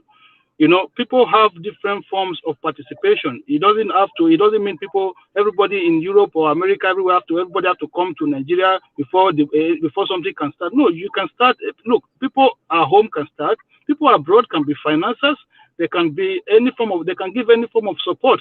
They can give any form of encouragement. So it doesn't mean that before any contribution, people say, oh, why don't you come home? You are abroad. You're talking from abroad, from the comfort of your this, from the comfort of your that. Yes, I'm talking from the comfort. It could have been easy for me to keep quiet and just live my life here. Okay, that would have been the easiest thing for me to do. But I'm here and I'm saying, listen, this is how it is here. This is the direction you guys. This is what you guys need to do. Even if I can't make it there, but I'm telling you that okay, I will be there. I will be supporting you one way or the other. I think we should take this narrative out of our head that you have to play this part, you have to come here, you have to go there. No, everybody have to play their own part in a different way. That is one. Then two, what I want to say, my brother, the issue of youth or no youth or age, or I don't really believe in the age of a leader or whoever is going to lead a country. I believe in your ideas. If you are the youngest man to be president and you have the wrong ideas, I won't support you. That's the truth, because your age doesn't make no difference. It's your ideas that makes a lot of difference. If you do not have the right set of ideas, I will not support you. And if you look at Julius Malema in South Africa, this is another thing I want to try to. The movement of EFF started, right? Not today, not yesterday. So when we want to effect change, we should not expect it to just happen tomorrow or next tomorrow. We just start doing what is right. Bring people of same-minded, same ideas together. Because at the end of the day, if you start, just imagine when Omoyele Sowore started now. The same party he started, he's been kicked out of it. You know, people have come and adjusted it because you know why? They just bring people in, regardless of their political ideas, regardless of what they believe in, regardless of what they think about the direction the country should go to. So before we can move this country together, there have to be people who share the same ideas. That is the only way. If you come together with somebody who don't believe in what you are doing, who just say, Mr. Najawash, okay, no worry, we are with you. Somebody gave them 50,000 naira, they leave you alone. They go away. Okay. So wherever you start from, the question I want everybody to be answering now after this is that how do we make this change now to pursue this PDP and APC out of this? Like I was saying about Julius Malema, we have to start and don't just say, oh, 2020, it has to be 20. It doesn't have to be 2023. It doesn't even have to be 2027. You know, it could be 2031. But so we have to start from somewhere. And then, you know what happened? You go to a state and then you go maybe take a seat or two seats on the National Assembly, go to another state, take one seat. You build up slowly, gradually. But, you know, we just say, oh, 2023, youth. No, forget about the age, man. I don't really bother about this age. Let's talk to Israel. Mr. Akin, thank you very much. Your point I'll be taking. Mr. Israel, are you there with me? Yes, I'm here. Thank you very much for having me again. Yeah, thank you very much. Yeah. This is a straightforward question now. Everybody have to take 2 minutes. How do we remove these people out of power so that we can take over? Because it doesn't seems to be easy, but the way some people are talking about it looks easy. So I want to hear more about it. Okay. Well, first of all, thank you for this great question. And this is what we have been saying. I heard Mr. Akim says a movement does not start one day. It starts as a graduate. He used Julius Malema. I'm very glad that he used that word because I want people to learn. And I also want people to understand that the same thing happened in Uganda by Bobby Wine, known as Robert Chagulani. Go and check. One thing, the only solution is the revolution that we are talking about. This is the revolution that is starting now. This is the revolution where we are now. This is the revolution because the changing the ideas of people. So letting them know that the straightforward thing is to take the mantle of leadership by wisdom and don't dine with these people. Make sure you stand by your words. Talking to the stakeholders, talking to the youth, changing their mindset to make sure that they see that the future of tomorrow lies in their hand. Because the problem that these people are creating now, you're not going to see the effect now. It is the future. Because in every government you live in diaspora, they don't talk about what is happening. They talk about the future. Nigeria does not have a future because the structure has been hijacked by hoodlums, by these people who believe that it's all to their own pocket. The foundation, everybody that you are seeing there, they are all building on a foundation that is already crumbling. A foundation that is not built, you don't put mate. How do you expect the house to stay? So you need to rearrange it. And this is what we are doing now. I support what Akim said. We should be talking now. We should not believe that we can die. We have to come to Nigeria. No, we can be doing it here and having meetings, and things can go like that. Change can come. Okay. All right. Before I come to Mr. Jeff, let me go back to Mr. Moriyi again. Mr. Moriyi, please, 2 minutes, respond to this. 2 minutes, please. All right, sir. I want to correct impression that I'm living in America. The first person said it, I know it. Second person, third person just said it. My brother, I am a village boy to the core, a robber tapper, a tap robber. I push wheelbarrow in the market to survive. I'm a village champion to the core. I can give you 10 the names of 10 people in my village so that you go and confirm what I'm saying. You know, I'm not an Americana. If from the way I talk, you will know. If I live in America, I won't be talking like this. I'll be speaking the American jargons. That for that. You don't need to even the work Amoyele was doing while he was in New York was better than the one you people there were doing at home.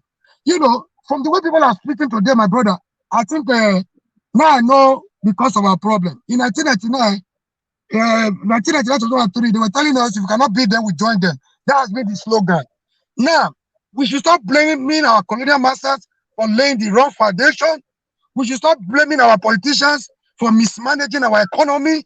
We should blame ourselves because no oppressor, no politician, no looter, no criminal can succeed without the consent of the oppressed. We are the problem of ourselves. With the way people are contributing today, I know we have a long way to go, but it is not impossible. The way contributions are coming, if you can't beat them, you join them. If not talk from America, then come home and do it. My brother, this has been the problem. This is the same problem Omoyole is passing through. He took money for Jonathan. If you try them to give you evidence, they have none. He took money from Buhari. They have no evidence. This is the problem. This is the divisive method our politicians are using against us. The same politicians. Although I support Mr. Moriyi because if you check, I've said it before many times that if you can't beat them, you join them. I'm surprised the youth is saying we should use that to be rubbing their head so that we can. Nobody gives you power. Nobody gives power a la carte. You struggle for it. You get it. No oppressor. I want to allow the oppressed to go. No oppressor want to leave the oppressed to be free. Freedom is so free. You fight for it. Now, the way we are contributing, I'm not surprised that our leaders are having a free day. They will continue to have it until the much awaited revolution will take them unaware. It could start from the church, it could start from the mosque, it could start from my house, it could start from the market, it could start from your house. Thank you very much.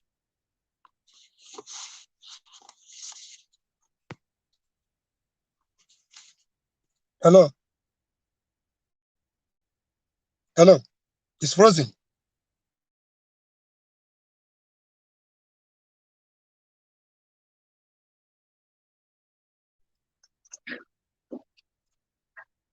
I think it is. So, Maury, can you hear me?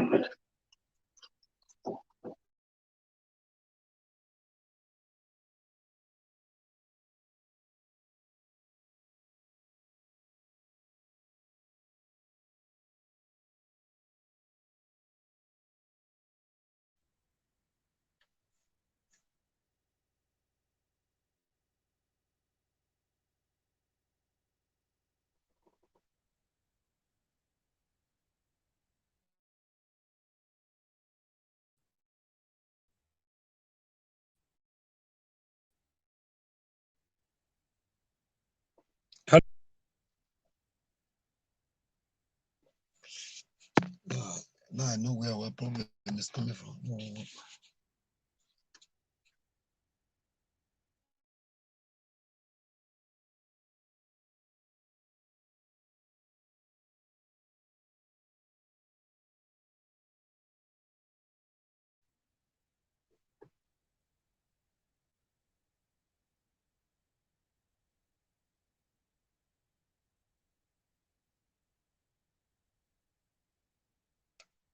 I don't hear anything again. What's going on? I can't hear nothing anymore. I'm the robot tapper, you know. Guy, robot tapper, push.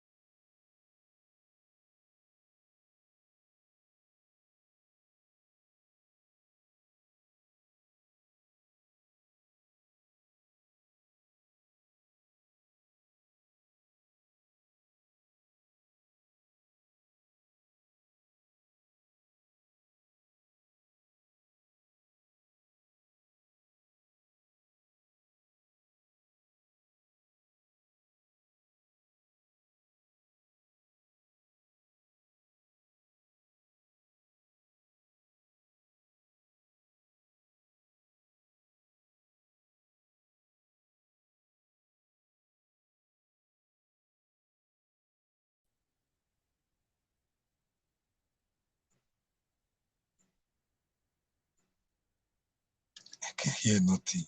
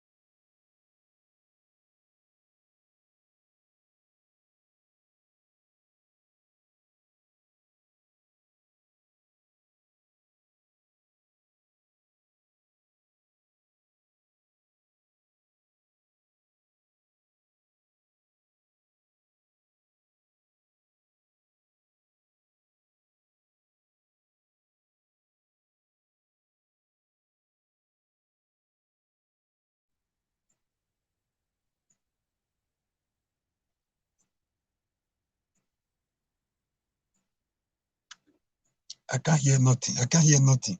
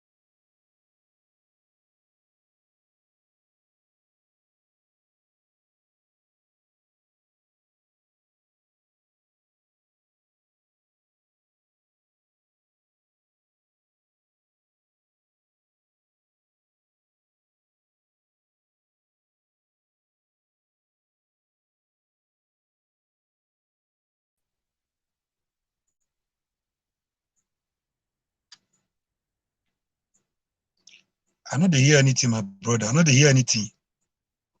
Are we still on? No audio. No audio.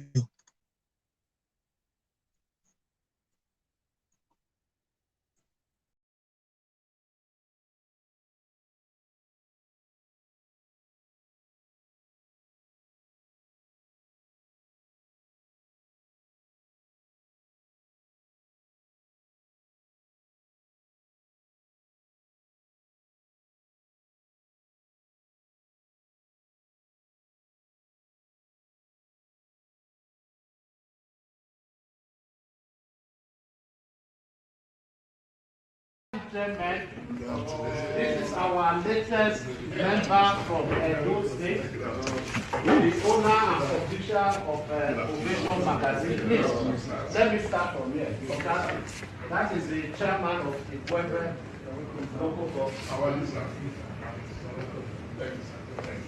The chairman of Eastern West local government, Edo State, chairman of Kobaoka. The party chairman of Isako West. Thank you, sir. Thank you, sir. Thank you. The party chairman of Owan West. Thank you, sir. You see, the party she was glad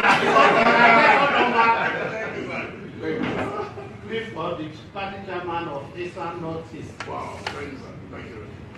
Decent party chairman of Isako East. Thank you, sir. Thank you, sir.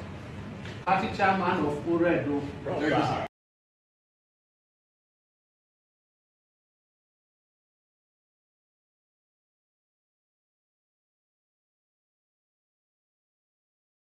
I'm not here to blow my own trumpet, but if our leaders will do in their own little ways what some of us are doing, Nigeria will be a better place.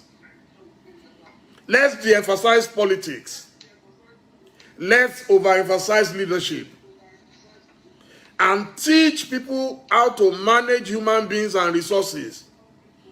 The problem is that we don't know how to manage human beings, because a man who has not managed 1 million naira cannot become governor or president and know how to manage 10 trillion.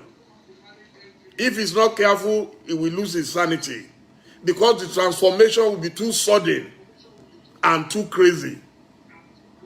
That is what I'm talking about.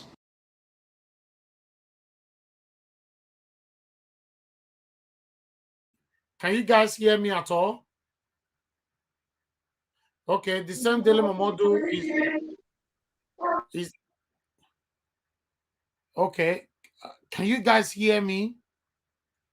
Of course, we can hear you. Okay, all right. Mr. Mori, can you hear us now?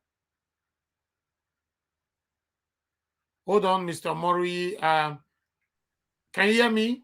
I didn't know what happened. I can hear you now, but for a long time I was off.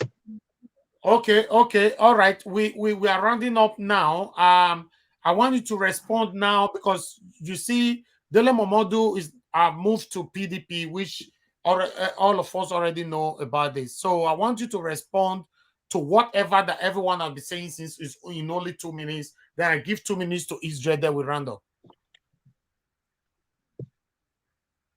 Okay, sir.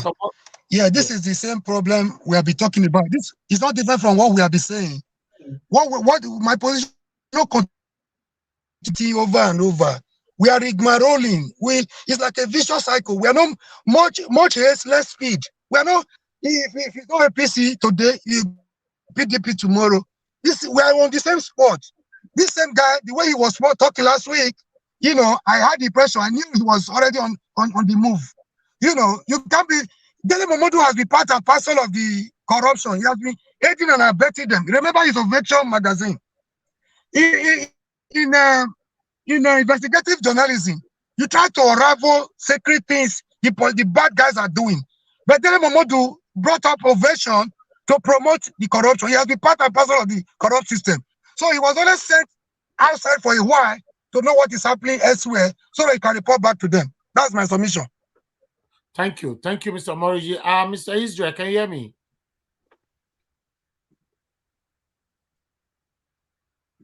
Yeah, I can hear you. Can you hear me now? Yes, I can hear you. Yeah. Just 2 minutes, let's round up. Yeah, Dele Momodu has been talking. Tell me how many youth he has empowered. He's talking how you have to start managing human being.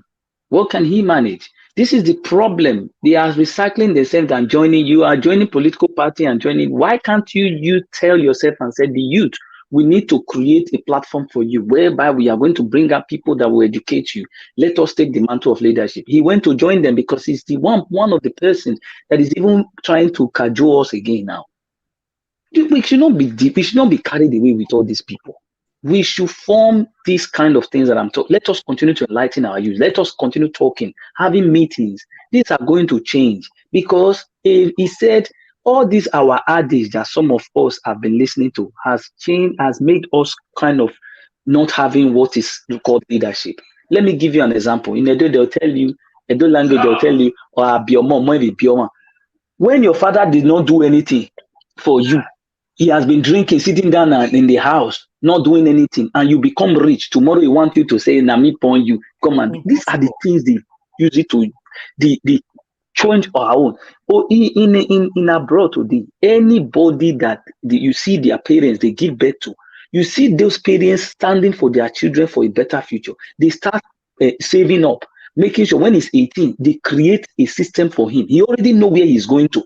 If he change, he will not come back to the parents' house and say, you didn't do anything. Our own, we cannot put both of family one. No. We are all thinking of marrying and doing all those sort of things.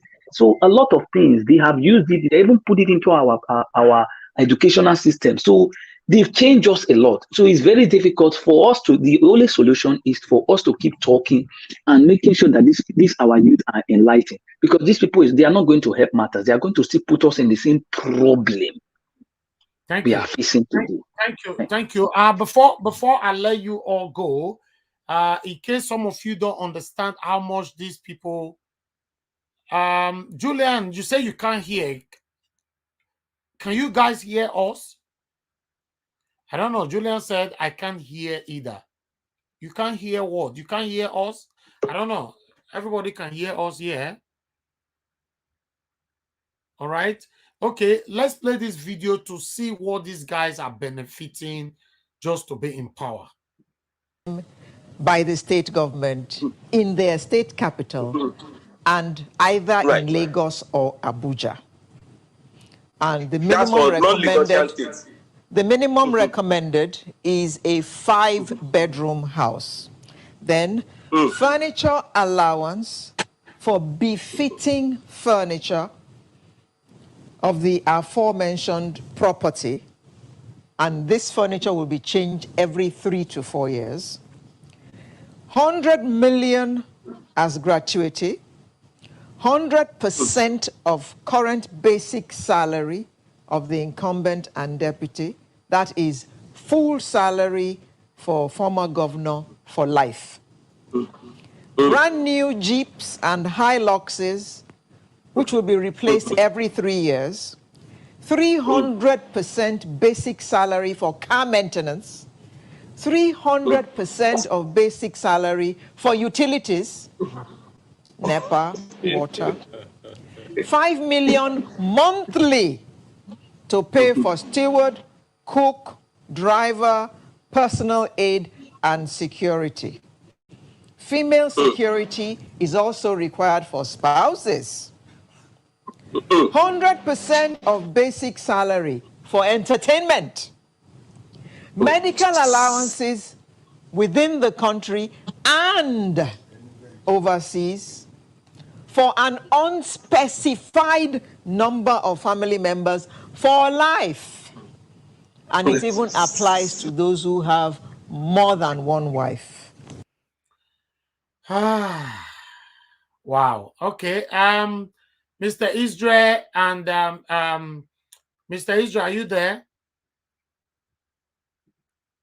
Okay, hold on, guys. Let me Mr. Murray, can you hear me? I can hear you now. I can hear you. Okay, I unmute. Hold on, both of you. I unmuted both of you because I want both of you to talk. I'm going to go off screen for 2 minutes.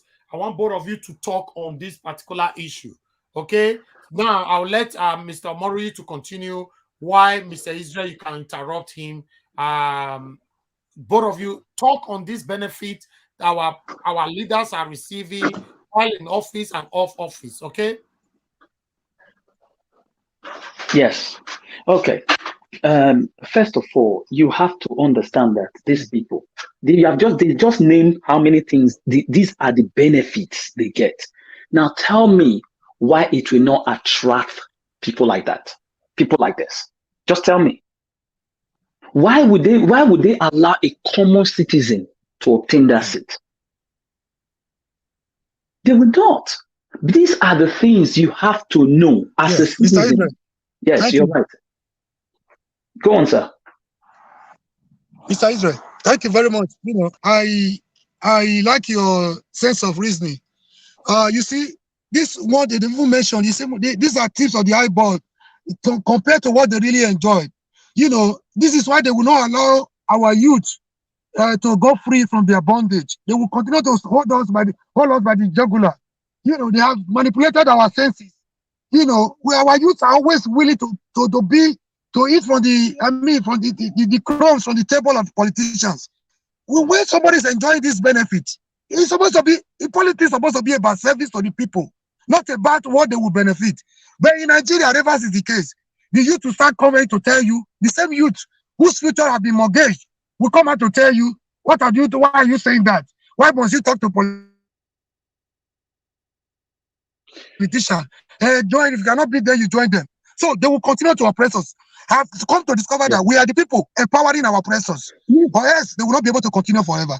And that is why they will continue to use everything humanly possible to divide us, to make us fight against ourselves, so that we don't remember to talk evil about to talk about the evil they are doing against us. Exactly. Either they use their religion to divide between Christian and Muslim, or they will use the Satana or Natana to divide us, or the president of whatever the means possible. They will devise any means to divide us. When we are fighting among ourselves, you can even see example from this little photo we have here now. You see people complaining for since APC have done wrong, let's try PDP again. It's like you were in a class, right? So you did something wrong that wasn't okay by you. Instead of looking for a change, looking for a promotion, you are saying instead of me reading hard to get promoted, let me just go back to my primary. You were in primary 6, right? You're supposed to go to JSS1. You are saying no, since it's not even easy. Instead of me struggling to go to JSS1, let me go back to primary 5. That is exactly the mentality our politicians have made us to believe. Yes, because now they have put it in even in all the systems. Our youth are buying into that. They are buying into that deception. It's most unfortunate. Exactly. They are telling me to go to Nigeria. I'm always in Nigeria. I'm a village boy. Yeah. I'm a home boy. I'm a village boy. The NSAS protest, I was there. The Dutra struggle. I marched from Ojota to Yaba. There is no struggle in Nigeria. I've never. The Dutra struggle, I was almost killed. 2 people by my side on the trailer were shot. I was alive out of sheer grace of God. So there's nothing you can tell me. I'm not talking because I'm here. Do you know that? Of my villagers, go and ask them. They know me. The only person I could challenge PDP when the fear of PDP was the beginning of wisdom to everybody. I brought opposition to my place. So I'm talking because I'm here. The person must be a coward. Mr. Morigi, you know that one thing that our people don't know. In everything you do, there are people who are checkmating you, who are going to be looking at you from another angle. I want to take you now to America. When the Democratic Party were falling apart after the reign of Obama, they were all falling apart. You see, people like number 3 now, Nancy Pelosi, they were heading Chuck Schumer and the rest.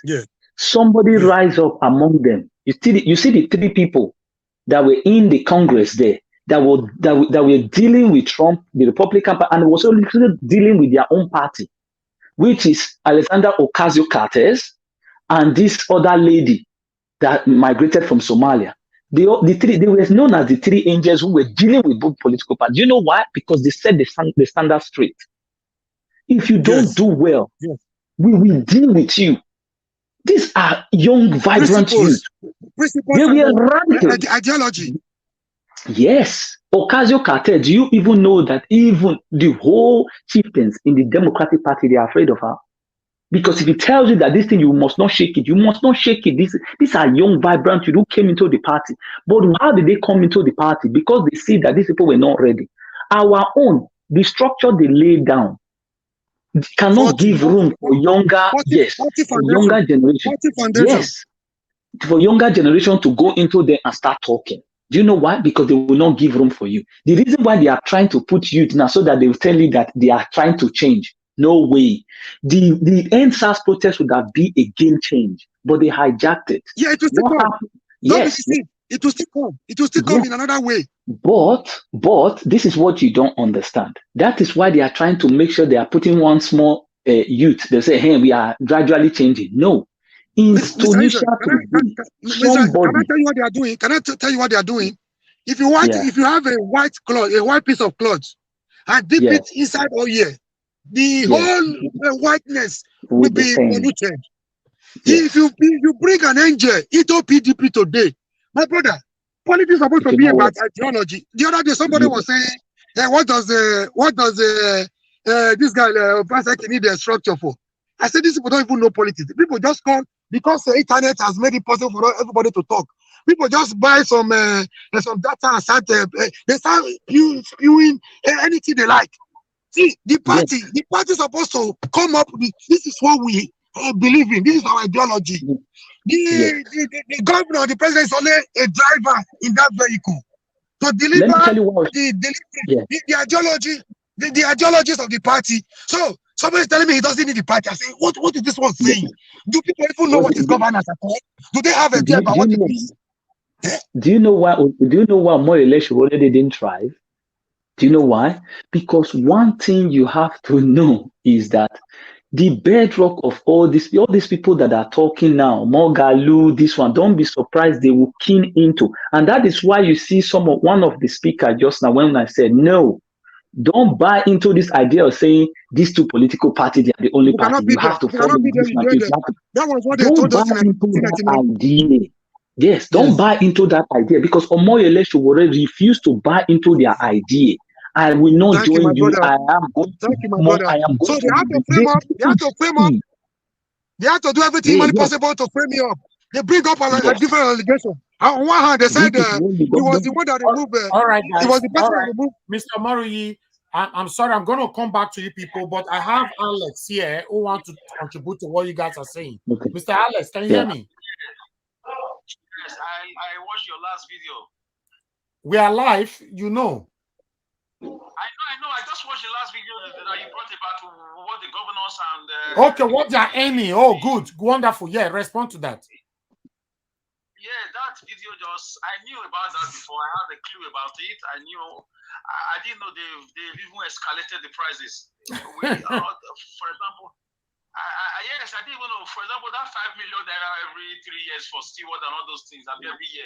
It used to be 3 million naira or so under Lucky Benedion. So these guys are not. I mean, this is why they are killing themselves. That video should bring us together to see who we are really fighting against. Former governors receive full salaries till they die. Naija Watch. Hold on, Alex. Hold on. I just read the statement from Henry For O. life. I just read the statement from Henry O. Henry O. Let me tell you one thing. Alex, It will look funny. It will look funny to you. You see this. You just said the House of Representatives and the Senate to start the change. Look at the people that are in all those chambers, all those parliament today. They are even older than my grandfather. They are still there. Secondly, do you actually know that one of the house was showcased here? One of the house was showcased here. As they were in the chambers, rain was even beating them inside the chamber. This was the place they renovated for almost more than with billions. Naija Watch has the video. Let him play it so that you understand where all the problems start. Some of them were even holding umbrellas. Yes. Let him show you the video and you will know where we are heading to. Let Alex continue first before go to Mr. Maruyi. Alex, go ahead. My brother, with such a video, a revolution is inevitable. Let me tell you something about a revolution. Very. You cannot predict it. You cannot predict a revolution. No. You may just be on your way to work. They'll tell you go back home, something's happening. You turn on your TV, you try to call, make a phone call, your lines are not working, internet is switched off throughout the country. A revolution will come with this kind of juicy packages. This is why they are killing themselves. They don't care, like that guy said, it's supposed to be service for the people. People come to political sphere in some countries just to be read about in schools. I did this, I brought this project in my time, I did this in my time, this school program was very my time. Now it's all about how many mansions they can buy in the UK or how much they can steal. It's very bad. A revolution must come. I don't know how, from where or by who, but I know it will come. And the revolution is not started by everybody. It's started by some people. And everybody will not join. It's happening everywhere. It happened in Mali, though it's like a coup d'etat and so on and so forth. But somehow it will happen. The cracks are there. So with this kind of thing, this is why they cannot lead power. This is why you cannot rub their head and they'll give you power. Oppressors never ever relinquish power. You get them to stand still. So thank you very much. This is how it's going to be. Okay, hold on, Alex. You are not going. Alex, hold on. You are done, but I don't want you to go. I want to go back to Mr. Maruyi. Mr. Maruyi, go ahead. Talk to us. Yeah, once again, Mr. Alex, you are my good friend, though. I'm only trying to conscientize you the more. I want to radicalize you the more. I understand your ideas, but I want to let you know that, and this is the same as the head that wears the crown. We have bruises in our body. We hate tear gas. We are beat from one detention to the other. I want to radicalize you the more. That's why I was telling you, I wasn't attacking your person. With the way things are going in Nigeria, we are sitting on a keg of gunpowder. Whether it will explode is not the issue. How and when is what I cannot predict for now. It will surely explode. Mr. Maruyi, hold on, he's responding to you. I say, yeah. Okay. I learn from you. I learn too. I learn, but you can call me privately and tell me some things instead of lashing me in public. Anyways, I'm not angry. No, I'm not lashing you. It wasn't a lash. Maybe my voice was high. That's how I talk. I'm sorry about that. I apologize to you.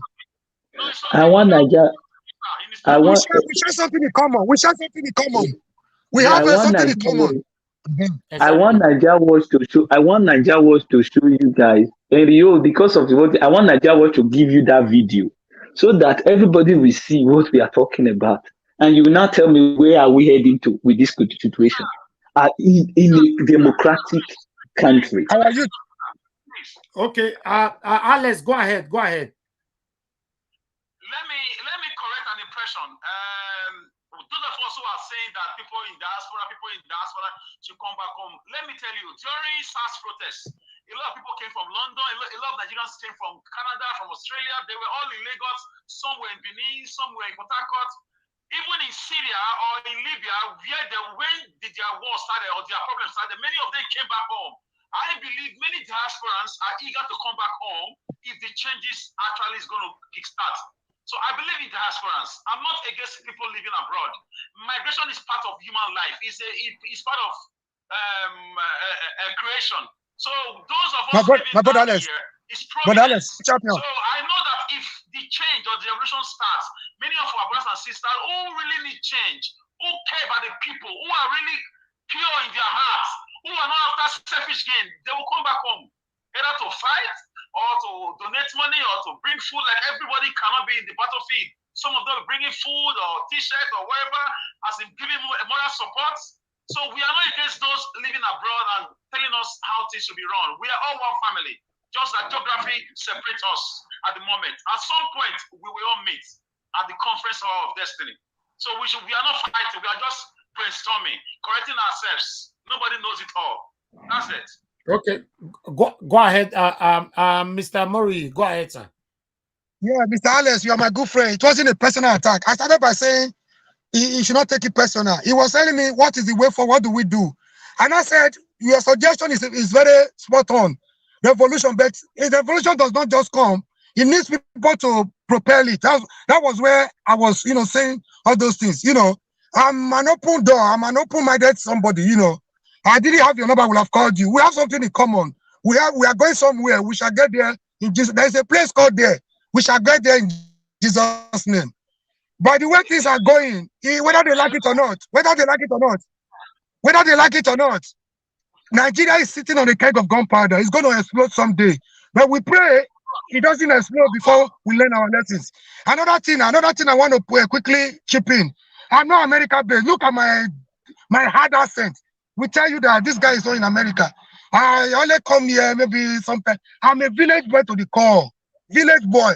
The only person that had God to challenge PDP from 1999 to 2007, even in my own little way, and I made a lot of difference. So, if you talk about the youth, I am there. So, I'm not a coward. I'm not talking because I'm living in America or something. I don't even live here. I come here a few days. I'm always in Nigeria. Yes, as brother, I was there. I want to correct one impression. The people that are saying if we cannot beat them, we join them. It's a wrong impression. It's repeating the same mistake. If we could defeat military junta, Abacha, we march against Abacha and against Abibi. He started by saying he was going to step aside. His impression was to come back, but he never came back. He planted Abacha behind. Abacha, we worked against Abacha. Abacha died in office. If we could work against military junta with the barrel of the gun, with the bullet, I want to tell our people that the power of the people is more than the people in power. And the power of the people is mightier than the bullet. We shall get there someday. We should not continue to join PDP or APC. Thank you very much. I wonder if it is coconut oil Nigeria is selling. Where is the oil money going to? Where are these oil wells? Who are drilling them? What is going on? Why are we now a member of the oil producing country in the whole world? We are the 6th or 7th in the whole world. And our crude oil is the only one that you can refine, and you have 3 things: petrol, kerosene, and gas. The rest of them in the whole world is one thing you can get: diesel, just petrol. Okay, so now let me come in there. Let me just quickly finish and let me leave you guys. Mr. Alice, thank you. Our people. What is Mr. Mr. Murray, you please hold on because Israel is leaving. Israel, go ahead. 2 minutes. Our people. Now, it's in a small that they tell Pekin or make you hear what do. Now, all these things you are seeing now, those people are advocating for change in the world on their platform. sitting in the heart of democracy, enjoying the dividend and cajoling people. Make una listen, I will sing one song for all of una. Iko eriwaye egwinaya oji yare ya bieluwo. This is my song. I thank you all. Goodbye. All right, bye. Mr. Mori, go ahead, talk to us. Thank you. My brother, with what you have just played, I was already privy to some of those information as far back as between 1999 and 2003. It's even getting worse every day. So for those that are listening to us, that feel we are making noise, we don't know what we are saying. If the listener, if the contributor that said we should continue to rub their heads, if they will leave some crumbs for us under their table, if he's still listening, let him know that they can never let the oppressor go willingly. They can never leave. They connive to sit and to embezzle our common patrimony. Let them know that even the press will praise them sometimes. Just let me, if you have you and your family, your generation for life, have a free access to free medical attention abroad. Why would them all their children are schooling abroad? Free medical services abroad. So why would they think of maintaining our services? So for those that feel if we cannot beat them, we join them. My brother, I'm not part of doing the evil. Some people will tell you the angel the devil is better than the angel you don't know. No devil is better than angel. Devil is a devil. So if you continue to rub their head, and continue to eat the crumbs from their table. Thank you. Bye-bye. Thank you, Mr. Mori. Just round up in 1 minute. We are. Let me continue from where he stopped. Okay. Let me take your mind to the Bible. Pharaoh did not let Israel lead until God taught him a lesson. It has to take a lot of punishment, including the death of firstborn in all the nation. Oppressors exactly. Never. They will not let you go. Exactly. Historically speaking, check other countries. They will not let you go. So if you are thinking you're going to please them and one day they'll let you go, you are just dreaming. They are planning more and more ways, wicked ways to continue to oppress you.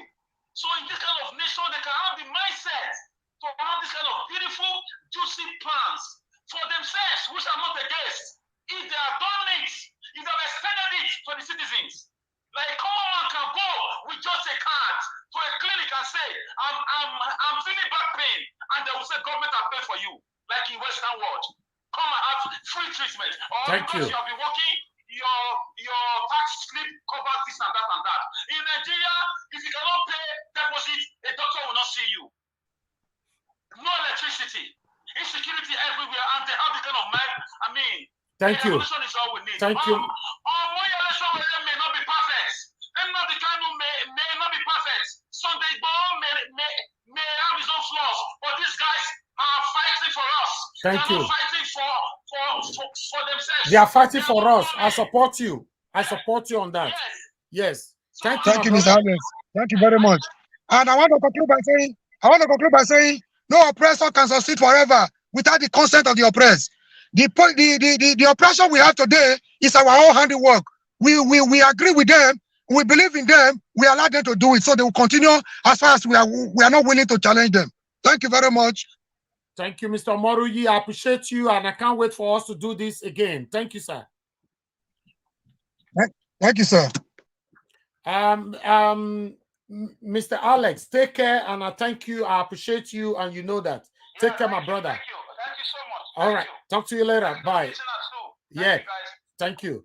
And my people right there watching me right now, I appreciate every one of you. Thank you for your time. I can see the Irons Ward is in the building. Thank you, everybody who participated, both the ones that called in, and I apologize for those that we could not pick their calls. Like this is not easy for me to talk to everybody. It's not easy for me to give the platform for everybody to contribute. Yes, so if you are lucky, I pick your calls, that's fine. I received a message the other day, somebody saying, oh, it looks like you select the people that you pick their calls. No, I only pick calls randomly. That's it. If I go to the phone, I just pick it. That's it. We don't just pick people. We don't select people that we choose to talk on this program. Everybody have equal right on our program. If you are lucky, we pick you, you contribute. If you are not lucky, it's not our fault. If you listen, when we picked Alex call on the other time, the first time when he called in, if you listen, the first statement that came out from his mouth was, "Oh, thank God they picked my call." That's it. You know, because it's not like we choose. We pick calls randomly. I appreciate every one of you. Thank you very much for your time. We have a Pamode on live right now on Niger Watch. As we are ending this now, let's go join him. He's on live. I'm going to pull his link on the comment section so that it will not be a difficult thing for you guys to locate. His life now is also talking about politics. I would like all of us to go listen to him right away. I just want to paste the link on the comment section. Please, let's join in and support him right now on the topic. Is still on the politics. I just pasted the link right there on the comment section. Let's join Pamode because I'm rounding up on this particular one right now. Like I said before, I appreciate every one of you. None of us is perfect. Unfortunately, I couldn't got the time to respond to somebody who said earlier on, but about 1 hour ago, that why is it that you always talk about Obaseki? Calm down, Mr. Elvis. Yes, my brother, I'm sorry I could not respond to you that time, but I saw your comment. But I'll respond right now if you're still watching or if you're going to play back this video later on. The only problem I have with Obaseki is not communicating and is not fighting back those that is fighting him. That's it. You know, whatever he's doing, or as long as Governor Obaseki continues to be mute, I will continue to be checkmating him. Although it's also my duty to checkmate him, it's my duty to oppose him. Opposition is the only reason why government will work for you. I don't have anything personal against Governor Obaseki, and I don't have any reason to have anything personal against him. We are only checkmating him. We are telling him to work. We are telling him to persecute and prosecute the previous government. We are telling him to talk to us at all times. We are telling him to carry the people along. Not for you to be in position, and at the end of the day, you are not carrying the people along. Speak to us. Come out at least once in a month. That's not too much to ask for. Speak to your people. Tell the people what is happening. Carry us along. Don't just be doing things thinking that you are governing yourself. Edo State is not the best. You know, if you were to be doing the best right now, and at the end of the day, you are not communicating, we can say, okay, after all, he's doing everything. But yes, we know you cannot do everything. Fight the previous government. Fight them openly, not secretly. The only fight that you are fighting them right now, or the only fight they are fighting you right now, is a personal gain within yourselves. So that's the only problem I have with Obaseki. For some of you who think that we have personal issues, I don't have personal issue with Obaseki. I've said it. Obaseki is in the frame of 30 years that I've said before. All of them have failed. Oshomole failed woefully. Lucky Benedion failed woefully. Who again?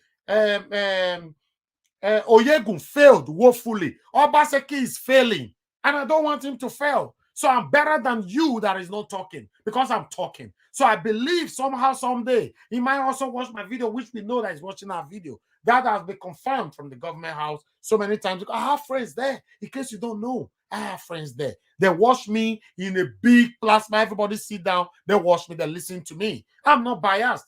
I say it, Iris. Governor Obaseki must be checkmate. We have to continue to checkmate them. If you are not talking and you think you love him, you don't love him. You are selfish. Some of us are selfish. Some of us are fighting for our personal gains. And it's the fact. We take it or we leave it. That's it. I appreciate every one of you. Let's continue to do what we are doing. Support Pamode right now is on air. Let's join in. Thank you very much, my people. I appreciate every one of you. Now, now we'll say, make we call them a day because we've been here all day. Take care, my people. God bless you all.